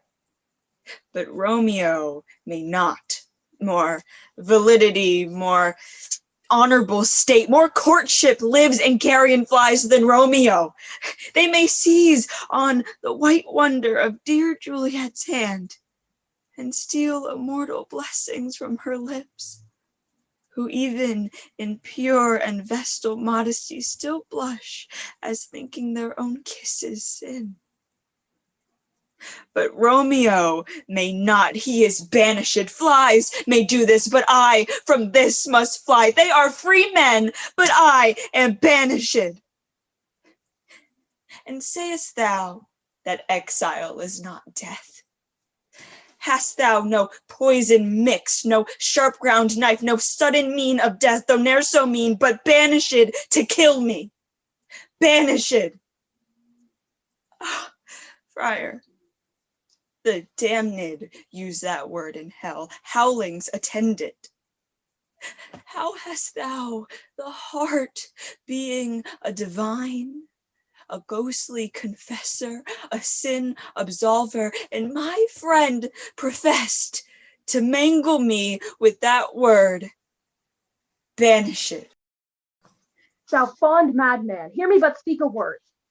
Oh, thou wilt speak again of banishment. Give thee armor to keep off thy word. Adversity's sweet milk, philosophy, to comfort thee, though thou art banished. Yet banished. Hang up philosophy, unless philosophy can make a Juliet, displant a town, reverse a prince's doom. It helps not, it prevails not. Talk no more. Well, then I see that madmen have no ears. How should they when that wise men have no eyes? Let me dispute with thee of thy estate.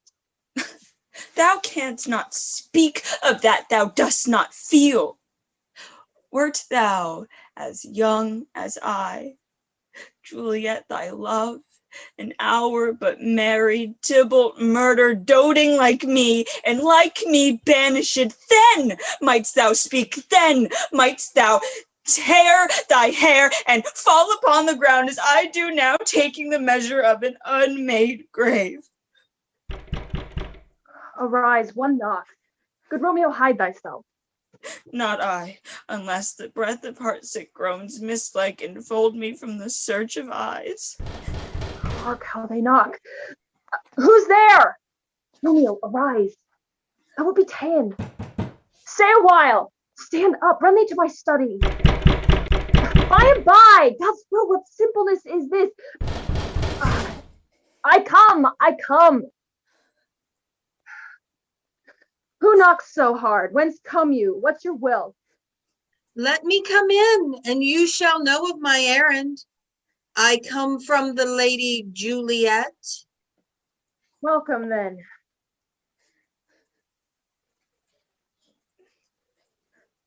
Oh, holy friar. Oh, tell me, holy friar, where is my lady's lord? Where's Romeo? There, on the ground, with his own tears made drunk. Ah, he is in my mistress's case. Just in her case. Even so she lies, blubbering and weeping, weeping and blubbering. Stand up, stand up, stand up and be a man. For Juliet's sake, for her sake, rise and stand. Why should you fall into such deep an O? Nurse. Ah, sir. Well, death's the end of all. Spakest thou of Juliet? How is it with her? Doth she not think me an old murderer now I have stained the childhood of our joy with blood removed but little from her own? Where is she, and how doth she, and what says my concealed lady to her cancelled love? She says nothing, sir, but weeps and falls down on her bed, and starts up again. Tybalt calls, on Romeo cries, and falls down again. As if that name, shot from the deadly level of a gun, did murder her, as that name's cursed hand did murder her kinsman. Oh, friar, tell me, in what vile part of this anatomy doth my name lodge? Tell me that I may sack the hateful mansion. Hold thy desperate hand. Art thou a man? Thy form cries out thou art. Thy tears are womanish, and thy wild acts denote the unreasoning fury of a beast. Unseemly man and seeming woman, or ill-beseeming beast and seeming both. Hast thou slain Tybalt? Wilt thou slay thyself, and slay thy lady too that lives in thee by doing damned hate upon thyself? Why rails thee on thy birth, the heavens and the earth? Fie, thou shamest thy shape, thy form, thy wit. Thy noble form is but a form in wax, digressing from the valor of a man. Thy dear love sworn, but hollow perjury, killing that love which thou hast vowed to cherish. What roused thee, man? Thy Juliet is alive, for whose dear sake thou wast but lately dead. There art thou happy. Tybalt would kill thee, but thou slewest Tybalt. There art thou happy too. The law which threatened death becomes thy friend and turns to exile.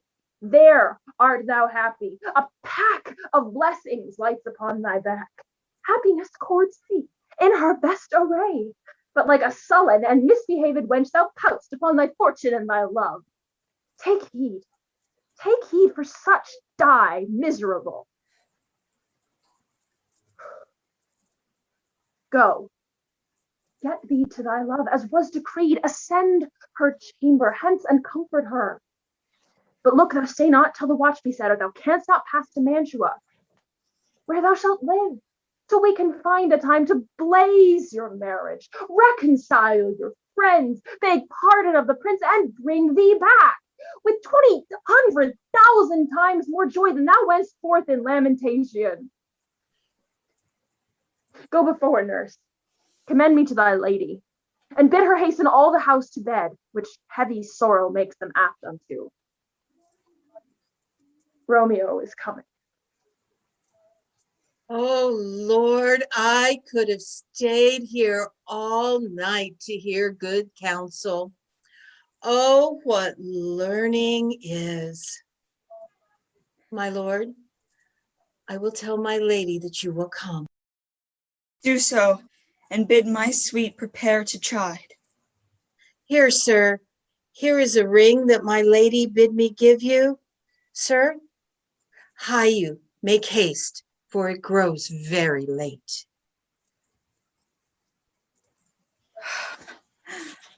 How well my comfort is revived by this. Give me thy hand. It's late. Farewell. Good night. But a joy past joy calls out on me.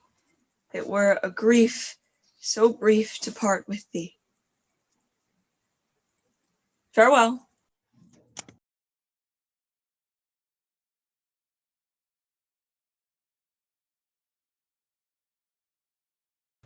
Things have fallen out, sir, so unluckily that we've had no time to move our daughter. Look you, she loved her kinsman Tybalt dearly, and so did I. Well, we were born to die. 'Tis very late. She'll not come down tonight. I promise you, but for your company, I would have been abed an hour ago. These times of woe afford no time to woo. Madam, good night. Commend me to your daughter. I will, and know her mind early tomorrow. Tonight she is mute up to her heaviness. Sir Paris, I will make a desperate tender of my child's love. I think she will be ruled in all respects by me. Nay, more, I doubt it not. Wife, go you to her ere you go to bed. Acquaint her here of my son Paris's love, and bid her, mark you me, on Wednesday next. But soft, what day is this? Monday, my lord. Monday? Ha! Well, Wednesday is too soon. A Thursday let it be. A Thursday, tell her, that she shall be married to this noble earl. Will you be ready? Do you like this haste? My lord, I would that Thursday were tomorrow. Well, get you gone then. A Thursday be it then. Go you to her ere you go to bed. Prepare her against this wedding day. Farewell, my lord. Like to my chamber, ho! For me, it is so very, very late that we may call it early by and by. Good night.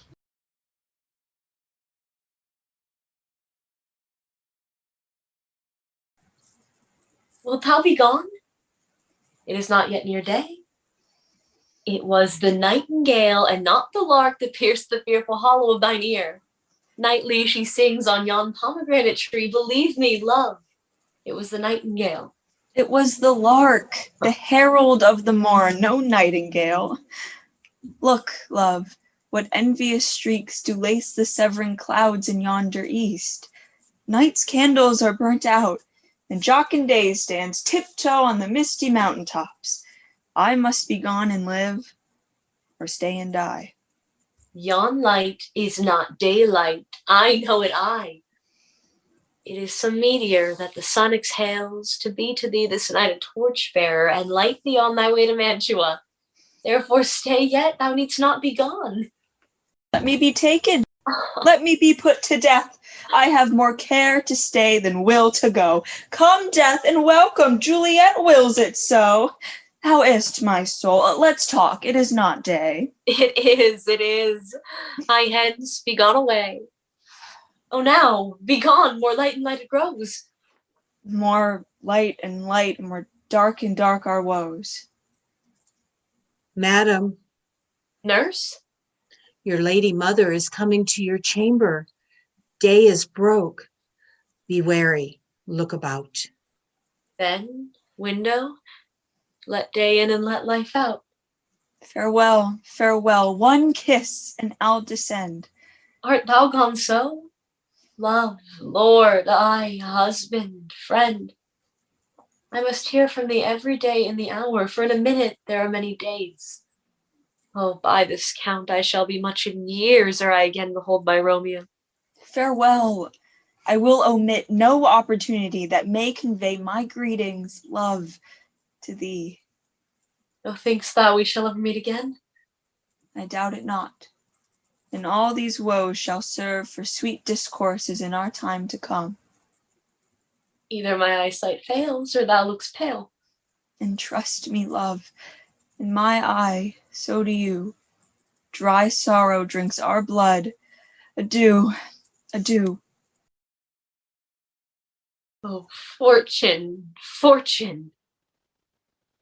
All men call thee fickle. If thou art fickle, what dost thou with him that is renowned for faith? Be fickle, fortune, for then I hope thou wilt not keep him long, but send him back. Oh, daughter, are you up? Who is it that calls? Is it my lady mother? Is she not down so late or up so early? What unaccustomed cause procures her hither? Why, how now, Juliet? Madam, I am not well. Evermore weeping for your cousin's death? What, wilt thou wash him from his grave with tears? And if thou couldst not make him live, therefore hath done. Some grief shows much of love, but much of grief shows still some want of wit. Yet let me weep for such a feeling lost. So shall you feel the loss, but not the friend which you weep for. Feeling so the loss cannot choose, but ever weep the friend. Well, girl, thou weeps not so much for his death as that the villain lives which slaughtered him. What villain, madam? That same villain, Romeo. Villain and he be many miles asunder. God pardon him! I do with all my heart, and yet no man like he doth grieve my heart. That is because the traitor murderer lives. Ay, madam, from the reach of these my hands would none but I might venge my cousin's death. We will have vengeance for it. Fear thou not. Then weep no more. I'll send to one in Mantua, where that same banished runagate doth live, shall give him such an unaccustomed dram that he shall soon keep Tybalt company. And then I hope thou wilt be satisfied. Indeed, I shall never be satisfied with Romeo till I behold him dead. Is my poor heart for kinsman vexed? Madam, if you could find out but a man to bear a poison, I would temper it, that Romeo should upon receipt thereof soon sleep in quiet. Oh, how my heart abhors to hear him named and cannot come to him. To wreak the love I bore my cousin upon his body that slaughtered him. Find thou the means, and I'll find such a man. But now I'll tell thee joyful tidings, girl. And joy comes well in such a needy time. What are they, I beseech your ladyship? Well, thou hast a careful father, child, one who, to put thee from thy heaviness, hath sorted out a sudden day of joy which thou expect'st not, nor I looked not for. Madam, in happy time, what day is that? Marry, my child, early next Thursday morn, the gallant, young, and noble gentleman, the County Paris, at St. Peter's Church, shall happily make thee there a joyful bride. Now by St. Peter's Church, and Peter too, he shall not make me there a joyful bride. I wonder at this haste that I must wed ere he who should be husband come to woo. I pray thee, tell my lord and father, madam, that I will not wed yet, and when I do, I swear it shall be Romeo, whom you know I hate rather than Paris. These are news indeed. Here comes your father. Tell him so yourself, and see how he will take it at your hands. When the sun sets, the air doth drizzle dew. But for the sunset of my brother's son, it rains downright. How now? A conduit, girl? What, still in tears? Have you delivered to her our decree? Aye, sir, but she will none. She gives you thanks. I would the fool were married to her grave. Soft, take me with you. Take me with you, wife. How? Will she none? Does she not give us thanks? Is she not proud? Does she not count her blessed? Unworthy as she is, that we have wrought so worthy a gentleman to be a bridegroom. Not proud you have, but thankful that you have. Proud can I never be of what I hate, but thankful even for hate that is meant love. How now? How now? Chalk logic, what is this? But feather your fine joints against Thursday next, to go with Paris to St. Peter's Church, or I will drag thee on a hurdle thither. Out, you green sickness carrion, out, you baggage, you tallow face. Fie! Fie, what, are you mad? Good father, I beseech you on my knees, hear me with patience, but to speak a word. Hang thee, young baggage, disobedient wretch! I tell thee what, get thee to church on Thursday, or never after look me in the face. Speak not, reply not, do not answer me. My fingers itch. Wife, we scarce thought us blessed. that God had lent us but this only child. But now I see that this one is one too much, and that we have a curse in having her. Out on her, Hildy!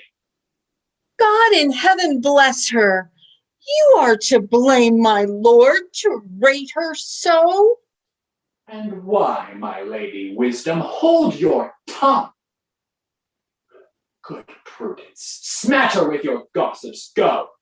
I speak no treason. Oh, God ye goddess. May one not speak? Peace, you mumbling fool! Utter your gravity or a gossip's bold, for here we need it not. You are too hot. God's bread makes me mad. Day, night, hour, tide, time, work, play, alone, in company, still my careth than to have her matched. And having now provided a gentleman of noble parentage, of fair demeans, youth and nobly trained, stuffed, as they say, with honorable parts, proportioned as one's thought would wish a man, and then to have a wretched, puling fool, a whining mammet in her fortune's tender, to answer, I'll not wed, I cannot love, I'm too young, I pray you, pardon me, but as you will not wed, I'll pardon you. Graze where you will, you shall not house with me. Look to it, think on it, I do not use to jest. Thursday is near. Lay hand on heart, advise. And you be mine, I'll give you to my friend. And you be not, hang, beg, starve, die in the streets, for by my soul I'll ne'er acknowledge thee. Nor what is mine shall never do thee good. Trust to it, bethink you. I'll not be forsworn. Is there no pity sitting in the clouds that sees into the bottom of my grief? Oh, sweet, my mother, cast me not away. Delay this marriage for a month, a week. Or if you do not, make the bridal bed in that dim monument where Tybalt lies. Talk not to me, for I'll not speak a word. Do as thou wilt, for I have done with thee. Oh, God. Oh, nurse, how shall this be prevented? My husband is on earth, my faith in heaven.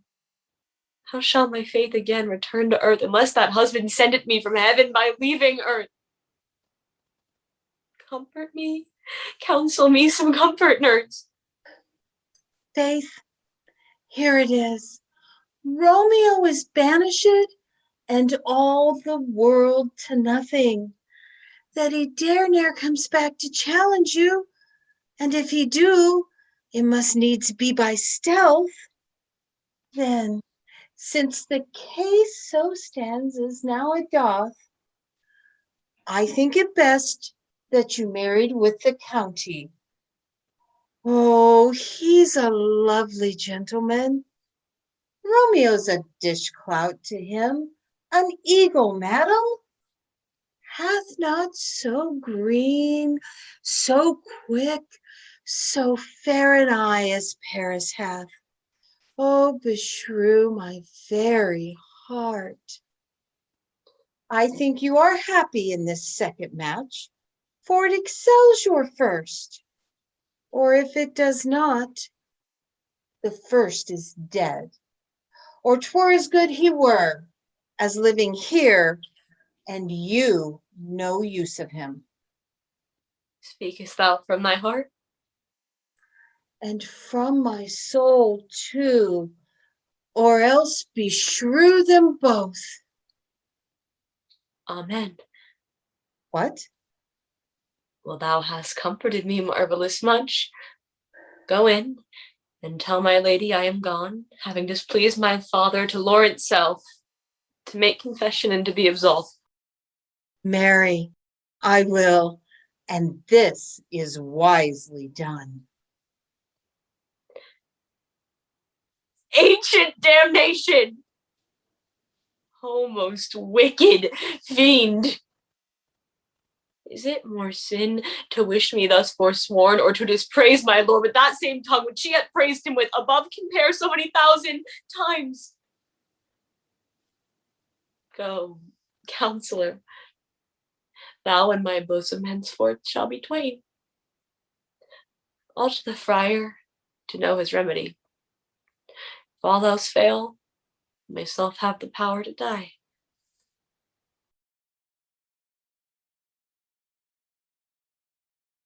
On Thursday, sir? The time is very short. My father Capulet will have it so, and I am nothing slow to slack his haste. You say you do not know the lady's mind.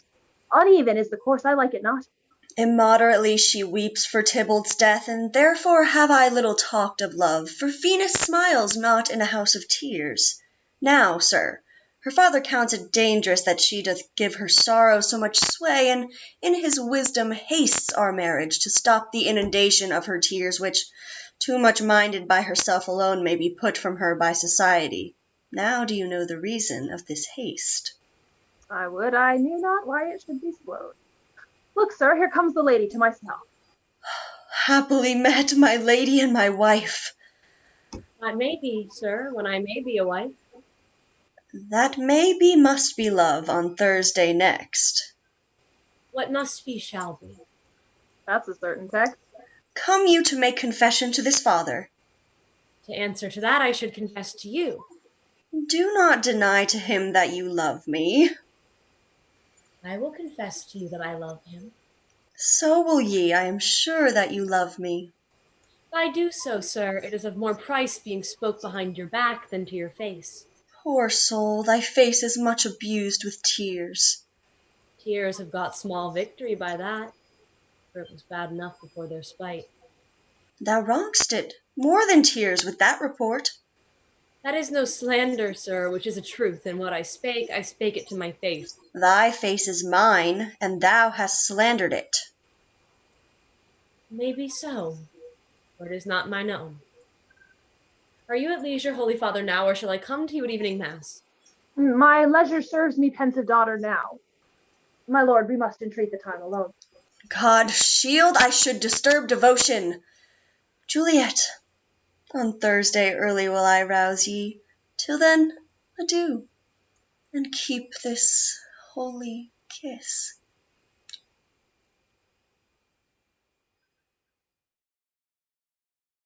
Oh, shut the door! And when thou hast done so, come, weep with me, past hope, past cure, past help. Juliet, I already know thy grief. Strains me past the compass of my wits. I hear thou must, and nothing may prorogue it, on Thursday next be married to this county. Tell me not, friar, that thou hear'st of this, unless thou tell me how I may prevent it. If in thy wisdom thou canst be no help, do thou but call my resolution wise, and with this knife I'll help it presently. God joined my heart and Romeo's. Thou our hands, and by this hand ere thee to Romeo sealed shall be the label to another deed. For my true heart with treacherous revolt turned to another, this shall slay them both. Be not so long to speak. I long to die if what thou speaks not of remedy. Hold, daughter. I do spy a kind of hope, which craves as desperate an execution as that is desperate which we would prevent.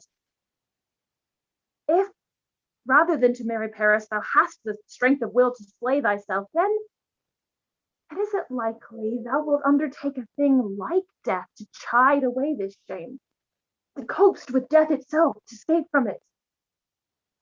And if thou darest, I'll give thee remedy. Oh, bid me leap rather than marry Paris from off the battlement of yonder tower, or bid me go into a new-made grave and hide me with a dead man in his shroud. Things that to hear them told have made me tremble, and I will do it without fear or doubt to live an unstained wife to my sweet love. Hold then. Go home, be married, give consent to marry Paris. Wednesday is tomorrow. Tomorrow night, look thou lie alone. Let not thy nurse lie with thee in thy chamber. Take thou this vial, Being then in bed, and its distilled liquor drink thou off. And presently through all thy veins shall run a cold and drowsy humor, for no pulse shall keep his native progress but surcease. Each part, deprived of supple government, shall stiff and stark and cold appear like death. And in this borrowed likeness of shrunk death shalt thou continue 42 hours, and then awake as from a pleasant sleep. Now, when the bridegroom in the morning comes to rouse thee from thy bed, there art thou dead. Then, as the manner of our country is, in thy best robes, uncovered on a bier, shalt thou be borne to that same ancient vault where all the kindred of the Cathys lie. Meantime, against thou shalt awake, shall Romeo by my letters know our drift, and hither shall he come, and he and I will watch thy waking, and that very night shall Romeo bear thee hence to Mantua. This shall free thee from that present shame, if no inconstant toy nor womanish fear abate thy valor in the acting it. Give me, give me! Oh, tell me not of fear. Hold, get you gone. Be strong and prosperous. In this resolve I'll send a friar with speed to Mantua with letters to thy lord. Love, give me strength, and strength shall help perform. Farewell, dear father.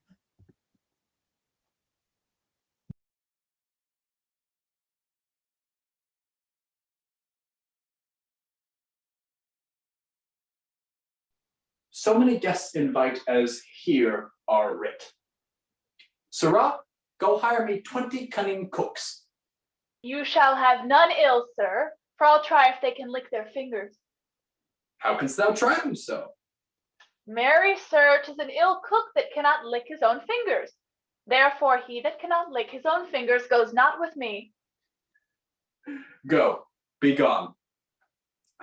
We shall be much unfurnished for this time. What, is my daughter gone to Friar Lawrence? Aye, forsooth. He may chance to do some good on her. A peevish, self-willed harlotry it is. See where she comes from shrift with merry look? How now, my headstrong? Where have you been gadding? For I have learned me to repent the sin of disobedient opposition to you and your behests, and am enjoined by holy Lawrence to fall prostrate here and beg your pardon. Pardon, I beseech you. Henceforward I am ever ruled by you. Send for the county. Tell him of this. I'll have this knot knit up tomorrow morning. I met the youthful lord at Lawrence cell and gave him what becometh love I might, not step over the bounds of modesty. Why, I am glad on it. This is well. Stand up. This is as should be. Let me see the county. Ah, Mary, go, I say, and fetch him hither. Now, afore God, this reverend holy friar, our whole city is much bound to him. Nurse, will you go with me into my closet and help me sort such needful ornaments as you see fit to furnish me tomorrow? No, not till Thursday. There's time enough. Go, nurse. Go with her. We'll to church tomorrow. We shall be short in our provisions. 'Tis now near night. Tush, I will stir about, and all things shall be well. I warrant thee one. Go you to Juliet. Help to deck up her. I'll not to bed tonight. Let me alone. I'll play thee housewife for this one. Oh, what ho. They are all forth. I'll walk myself to County Paris to prepare him up against tomorrow. My heart is wondrous light, since this same wayward girl is so reclaimed.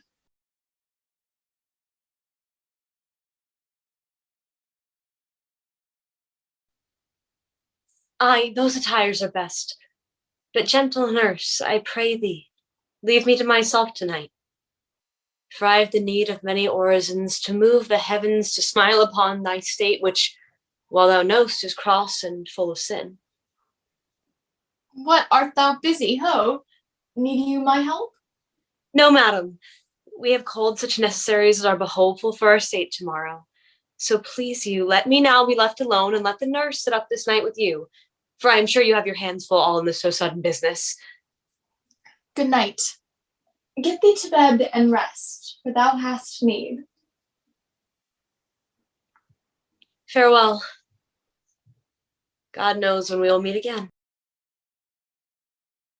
I have a faint, cold fear thrills through my veins that almost freezes up the heat of life.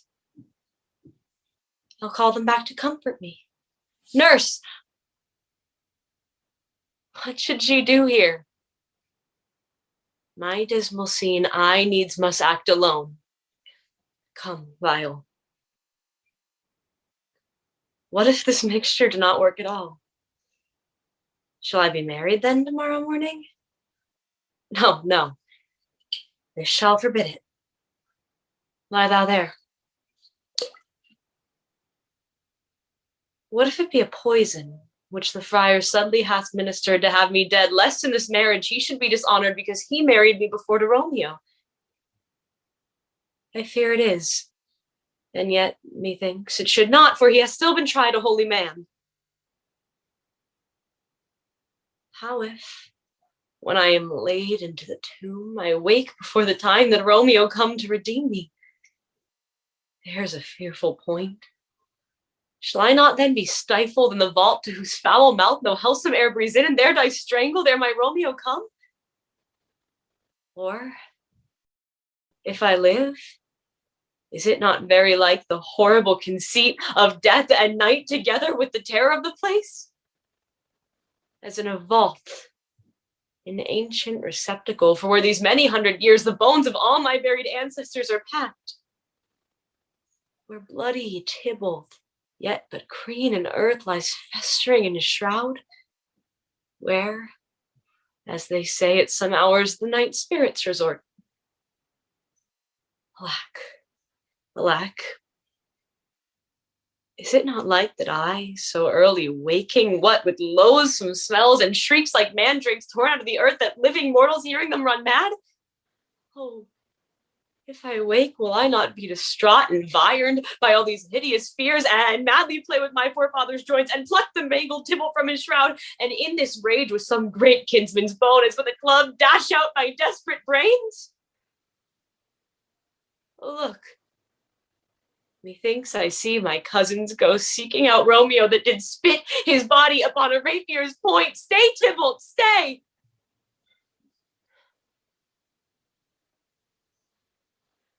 Romeo,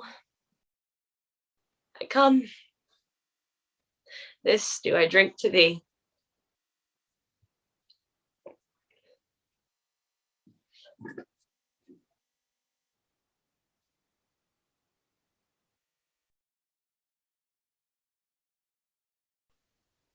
Hold, take these keys and fetch more spices, nurse.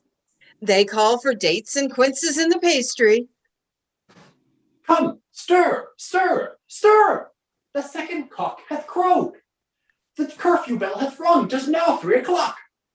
Get you to bed, Faith. You'll be sick tomorrow for this night's watching. No, not a whit. What? I have watched ere now, all night long, for lesser cause, and ne'er been sick. Aye, you have been a mouse hunt in your time, but I will watch you from such watching now. A jealous hood, a jealous hood. Now, fellow, what's there? Things for the cook, sir, but I know not what. Make haste, make haste. Sirrah, fetch dryer logs. Call Peter, he'll show you where they are. I have a head, sir, that will find out logs and never trouble Peter for the matter. Mass and well said. A merry whoreson.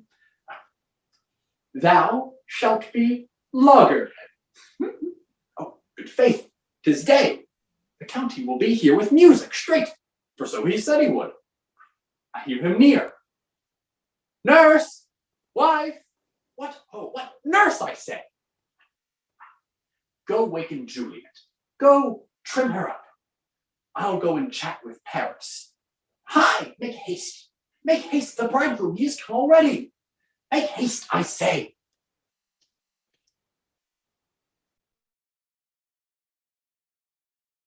Madam, what madam? Juliet, fast I warrant her she. Why, lamb, why, lady, fie, you slug a bed. Why, love, I say, madam, sweetheart, why, bride. What, not a word? You take your penny's worth now. Sleep for a week, for I warrant the county Paris has set his rest, that you may rest but little. God forgive me. Marry and amen. How fast is she asleep? I must needs wake her. Madam, madam, madam, I let the county take you in your bed. He'll fright you up, I faith, will it not be? What? Dressed? And in your clothes and down again? I must needs wake you. Lady. Lady? Lady! Alas! Alas! Help! Help! My lady's dead! Never was the day I was born! Some aqua vitae, ho! My lord, my lady! What noise is here? Oh, lamentable day! What is the matter? Look! Oh, happy day! Oh, me! Oh, me, my child! My only life! Revive! Look up or I will die with thee! Help! Help! Call help! For shame! Bring Juliet forth, her lord is come.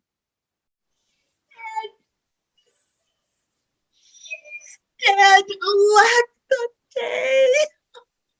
Alack the day! She's dead! She's dead! She's dead! Let me see her. Out. Alas, she's cold. Her blood is settled and her joints are stiff. Life and these lips have long been separated. Death lies on her like an untimely frost on the sweetest flower of all the fields. Oh, lamentable day! Oh, woeful time! Death that hath taken her hence to make me wail ties up my tongue and will not let me speak. Come, is the bride ready to go to church? Ready to go, but never to return. O son, the night before thy wedding day hath death lain with thy wife. There she lies, flower she was, deflowered by him.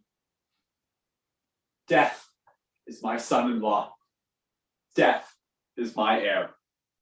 Have I thought long to see this morning's face, and doth it give me such a sight as this? Cursed, unhappy, wretched, hateful day! Most miserable hour that e'er time saw in lasting labor of his pilgrimage. But one poor and loving child, but one thing to rejoice and solace in, and cruel death hath catched it from my sight. Oh, woe! Oh, woeful, woeful day! Oh, most lamentable day, most woeful day that ever I did yet behold.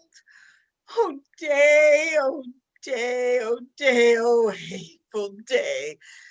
There yet never was seen such a day as black as this. Oh, woeful day, oh, woeful day. Beguiled, divorced, wronged, spited, slain. Despised, distressed, hated, martyred, killed. Peace! Ho, for shame! Confusion's cure lives not in these confusions. Heaven and yourselves had part in this fair maid. Now heaven hath all, and all the better is it for the maid. Your part in her you could not keep from death. Heaven keeps his part in eternal life. The most you sought was her promotion. For 'twas your heaven she should be advanced. Why weep you now, seeing she is advanced above the clouds, as high as heaven itself? Dry up your tears, and stick your rosemary on this fair course, then as the custom is, in all her best array, bear her to church. For though fond nature binds us a lament, nature's tears are reason's merriment. All things that we ordained festival turn from their office to black funeral. Our instruments to melancholy bells, our wedding cheer to a sad burial feast, our solemn hymns to sullen dirges change. Our burial flowers serve for a buried corse, and all things change them to the contrary. Sir, go you in. Then madam go with him, and go, Sir Paris, everyone prepare to follow this fair course into her grave. The heavens do lower upon you for some ill. Move them no more by crossing their high will.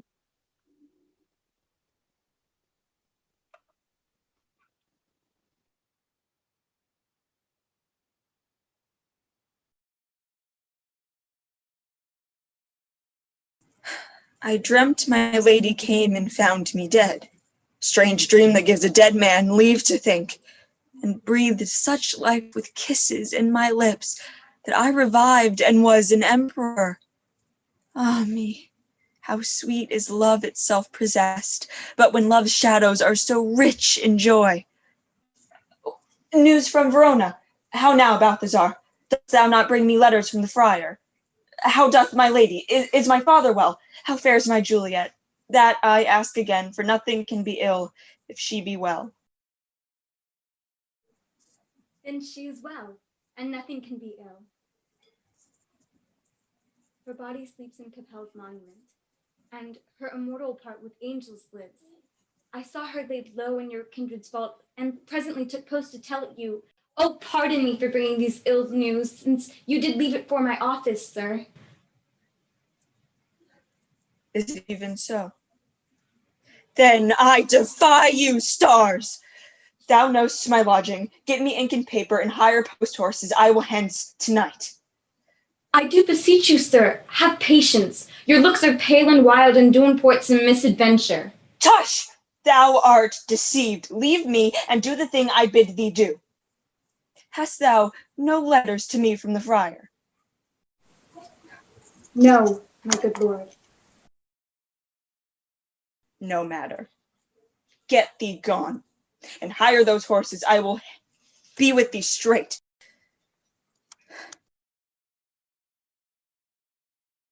Well, Juliet, I will lie with thee tonight.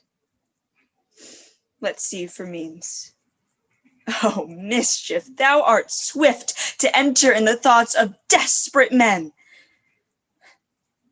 I do remember an apothecary, and hereabouts he dwells, which late I noted in gathered weeds, with overwhelming brows, culling of simples, meager with his looks. Sharp misery had worn him to the bones. Noting this penury, to myself I said, and if a man did need a poison now, whose sale is present death in Mantua, here lives a caitiff wretch would sell it him. Oh, this same thought did but forerun my need, and this same needy man must sell it me. As I remember, this should be the house. Being holiday, the beggar's shop is shut. What ho, apothecary! Who calls so loud? Come hither, man. I see that thou art poor. Hold. Here is 40 ducats. Let me have a dram of poison. Such spoon-speeding gear as will disperse itself through all the veins, that the life-weary taker may fall dead, and that the trunk may be discharged of breath as violently as hasty powder fire doth hurry from the fatal cannon's womb. Such mortal drugs I have, but Mantua's law is death to any he that utters them. Art thou so bare and full of wretchedness and fearest to die? Famine is in thy cheeks, need and oppression starveth in thine eyes, contempt and beggary hangs upon thy back. The world is not thy friend, nor the world's law. The world affords no law to make thee rich. Then be not poor, but break it, and take this. My poverty, but not my will, consents. I pay thy poverty and not thy will. Put this in any liquid thing you will, and drink it off. And if you had the strength of 20 men, it would dispatch you straight. There is thy gold. Worse poison to men's soul, doing more murders in this loathsome world than those poor compounds that thou mayst not sell. I sell thee poison. Thou hast sold me none. Farewell. Buy food and get thyself in flesh. Come, cordial, and not poison. Go with me to Juliet's grave, for there I must use thee.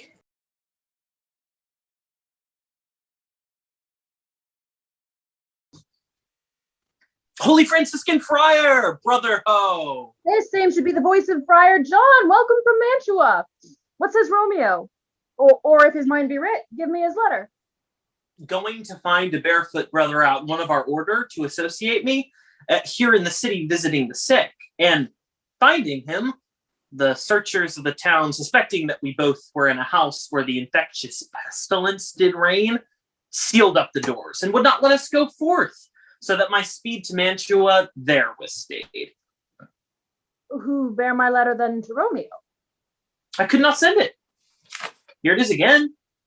Nor find a messenger to bring it thee, so fearful were they of infection. Unhappy fortune.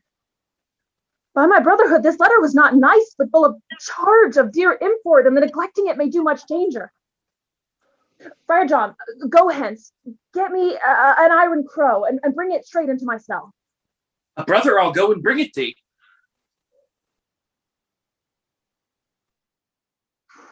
Now must I to the monument alone. Within 3 hours will fair Juliet awake. Oh, she will beshrew me much that Romeo hath had no tidings of these accidents. But I will write again to Mantua, and keep her at my cell till Romeo come. Poor living corse closed in a dead man's tomb.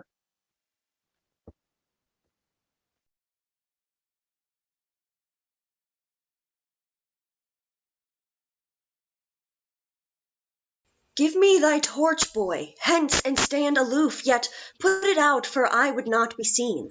Under yon yew trees lay thee all along, holding thine ear close to the hollow ground, so shall no foot upon the churchyard tread, being loose, unfirm, with digging up for graves, but thou shalt hear it. Whistle then to me, as signal that thou hear'st something approach. Give me those flowers, do as I bid thee go. I'm almost afraid to stand alone here in the churchyard, yet I will adventure. Sweet flower, with flowers thy bridal bed I strew. Oh woe! Thy canopy is dust and stones, with which sweet water nightly I will do, or wanting that, with tears distilled by moans, the obsequies that I for thee will keep, nightly shall be to strew thy grave and weep.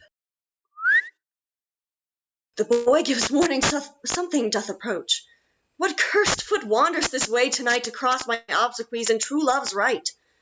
With what? With a torch? Muffle me, knight, a while. Hold. Take this letter.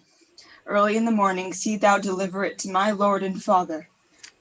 Give me the light upon thy life, I charge thee, whate'er thou hearst or seest, stand all aloof, and do not interrupt me in my course.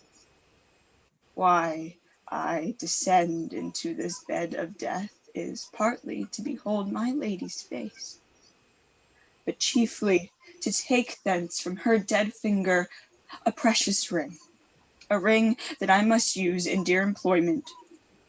Therefore hence, be gone!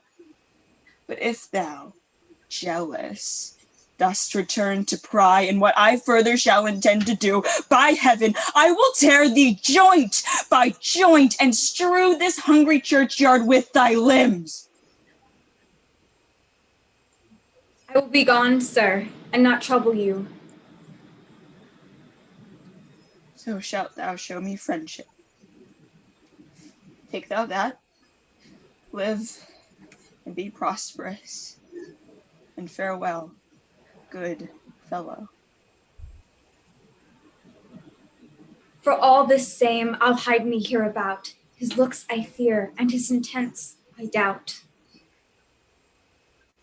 Thou detestable maw, thou womb of death, gorged with the dearest morsel of the earth. Thus I enforce thy rotten jaws to open, and in despite I'll cram thee with more food. This is that banished haughty Montague that murdered my love's cousin, with which grief it is supposed the fair creature died, and here is come to do some villainous shame to the dead bodies. I will apprehend him. Stop thy unhallowed toil, vile Montague. Can vengeance be pursued further than death? Condemned villain, I do apprehend thee. Obey and go with me, for thou must die. I must indeed, and therefore came I hither. Good, gentle youth, tempt not a desperate man. Fly thence and leave me. Think upon these gone, let them affright thee. I beseech thee, youth, put not another sin upon my head by urging me to fury. Oh, be gone! By heaven, I love thee better than myself, for I came hither armed against myself. Stay not, be gone, live and be prosperous. And hereafter say, a madman's mercy bade thee run away. I do defy thy conjurations, and apprehend thee for a felon here. Wilt thou provoke me? Then have at thee, boy. Oh, Lord, they might! I will go call the watch. Oh, I am slain. If thou be merciful, open the tomb. Lay me with Juliet. In faith, I will. Let me peruse this face. Mercutio's kinsman, noble County Paris. What said my man when my betossed soul did not attend him as we rode? I think he told me Paris should have married Juliet. Said he not so? Or did I dream it so? Or am I mad, hearing him talk of Juliet to think it was so? Oh, give me thy hand. One writ with me in sour misfortune's book, I'll bury thee in a triumphant grave. How oft, when men are at the point of death, have they been merry, which their keepers call a lightning before death? Oh, how may I call this a lightning? Oh, my love, my wife, death that hath sucked the honey of thy breath, hath no power yet upon thy beauty, Thou art not conquered, beauty's ensigned yet is crimson in thy lips and in thy cheeks, and death's pale flag is not advanced there. Tybalt, liest thou there in thy bloody sheet? Oh, what more favor can I do to thee than with that hand that cut thy youth in twain to sunder his that was thine enemy? Oh, forgive me, cousin. Dear Juliet, why art thou yet so fair? Shall I believe that unsubstantial death is amorous, and that the lean, abhorred monster keeps thee here in dark to be his paramour? For fear of that, I will stay with thee, and never from this palace of dim night depart thee again. Here will I remain with worms that are thy chambermaids. Here will I set up my everlasting rest and shake the yoke of inauspicious stars from this world-wearied flesh. Eyes, look your last. Arms, take your last embrace. And lips, oh, you the doors of breath, seal with a righteous kiss, a dateless bargain to engrossing death.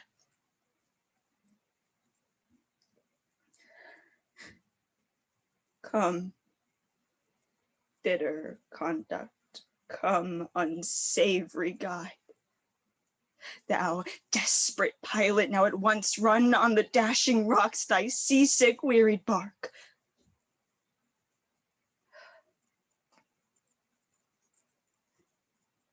Here's to my love.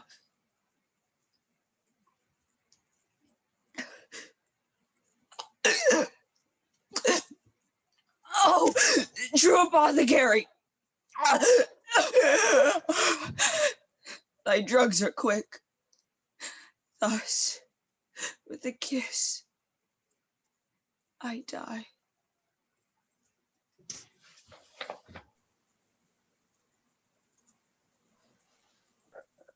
St. Francis be my speed, how oft tonight have my old feet stumbled at graves. Who's there? Here's one, a friend, and one that knows you well. Bliss be upon you. Tell me, good my friend, what torch is yond that vainly lends its light to grubs and eyeless skulls, as I discern it burneth in the capel's monument? And there's my master, one that you love. Who is it? Romeo. How long hath he been there? Full half an hour. Go with me to the tomb. I dare not, sir. My master knows not but I am gone hence, and fearfully did menace me with death if I stay to look on his intents. Stay then, I'll go alone. Fear comes upon me. Oh, much I fear some ill, unlucky thing. If I did sleep under this yew tree here, I dreamt my master and another thought, and that my master slew him. Romeo! Alack.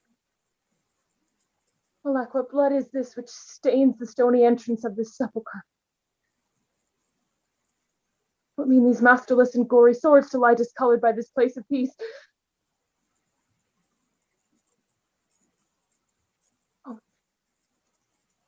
Oh, pale. Who else? But Paris too, and steeped in blood. Oh, what an unkind hour is guilty of this lamentable chance. The lady stirs. Oh, comfortable friar, where is my lord? I do remember well where I should be, and there I am. Where is my Romeo? I hear some noise. Lady, come from that nest of death, contagion, and unnatural sleep. Greater power than we can contradict hath thwarted our attempts. Come, come away, thy husband in thy bosom lies there dead, and Paris too. Come, I will dispose of thee with a sisterhood of holy nuns. Stay not to question, for the watch is coming. Come, go, good Juliet. I dare no longer stay. Oh, get thee hence, for I will not away. What's here? A cup closed in my true love's hand. Poison, I see, hath been his timeless end. Churl, drunk all and left no friendly drop to help me after. I will kiss thy lips. Haply some poison yet doth hang on them to make time restorative. Rich and warm. Lead boy, which way? Yeah, noise. Then I'll be brief. Oh, happy dagger, this is thy sheath. There, rust, and let me die.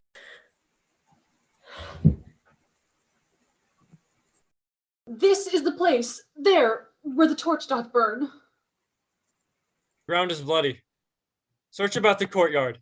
Go, some of you. Where'er you find, attach. Piteous sight. Here lies the county slain. And Juliet, bleeding, warm, and newly dead, though she had lain here these last 2 days buried. Go, tell the prince, run to the Capulets, raise up the Montagues, some other search. We see the ground whereon these woes do lie, but the true ground of all these piteous woes we cannot without circumstance descry. Here's Romeo's man. We found him in the churchyard. Hold him in safety till the prince come hither. Here is a friar that trembles, sighs, and weeps. We took this mattock and this spade from him as he was coming from this churchyard side. A great suspicion. Stay the friar too. What misadventure is so early up that calls our person from our morning's rest? What should it be that they so shriek abroad? The people in the street cry Romeo, some Juliet, and some Paris, and all run with open outcry toward our monument. What is this fear which startles in our ears? Sovereign, here lies the county Paris slain, and Romeo dead, and Juliet dead before, warm and new killed. Search, seek, and know how this foul murder does come. Here is a friar, and slaughtered Romeo's man, with instruments upon them fit to open these dead men's tombs. Oh, heavens! Oh, wife, look how our daughter bleeds! This dagger hath mistaken. For lo, his house is empty on the back of Montague, and it missheathed in my daughter's bosom. Oh me! The sight of death is as a bell that warns my old age to a sepulchre. Come, Montague, for thou art early up, to see thy son and heir more early down. Alas, my liege, my wife is dead tonight. Grief of my son's exile hath stopped her breath. What further woe conspires against mine age? Look, and thou shalt see.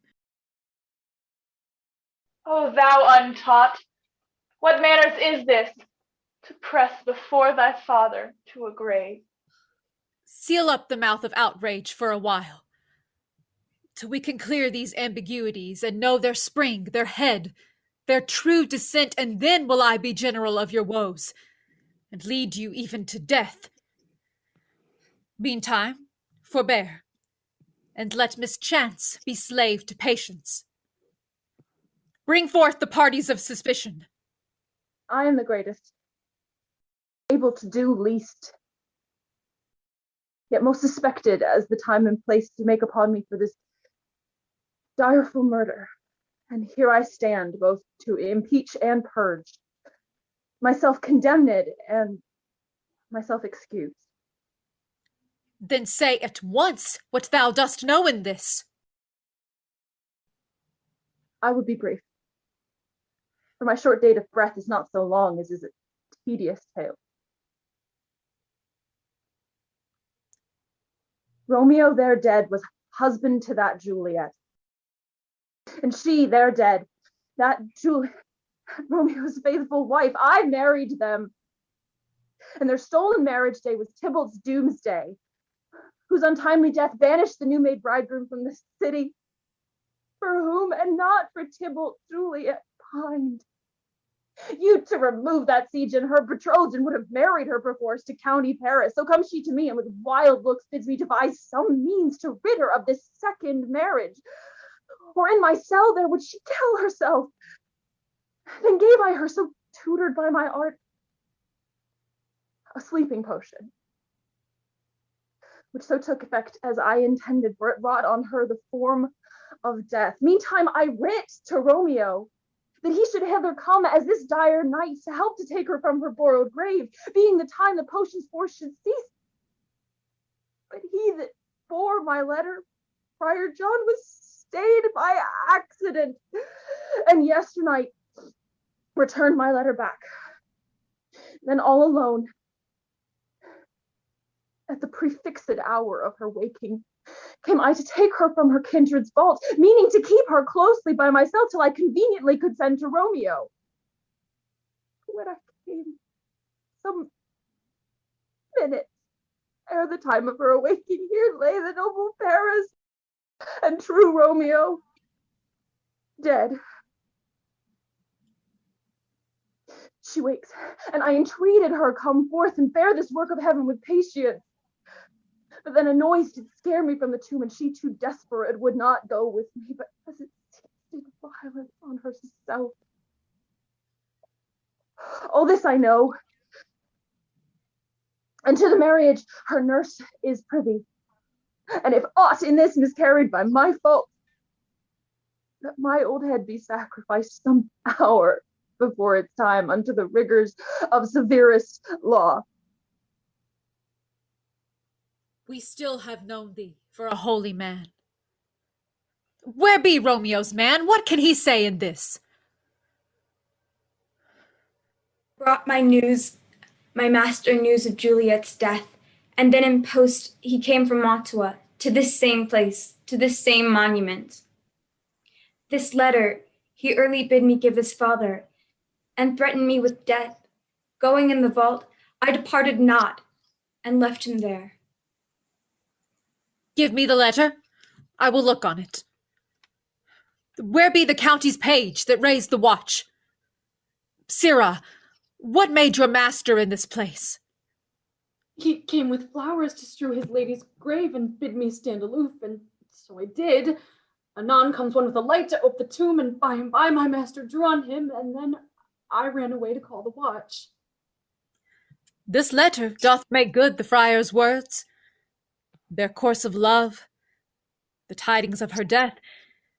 And here he writes that he did buy a poison of a poor apothecary, and therewithal came to this vault to die, to lie with Juliet.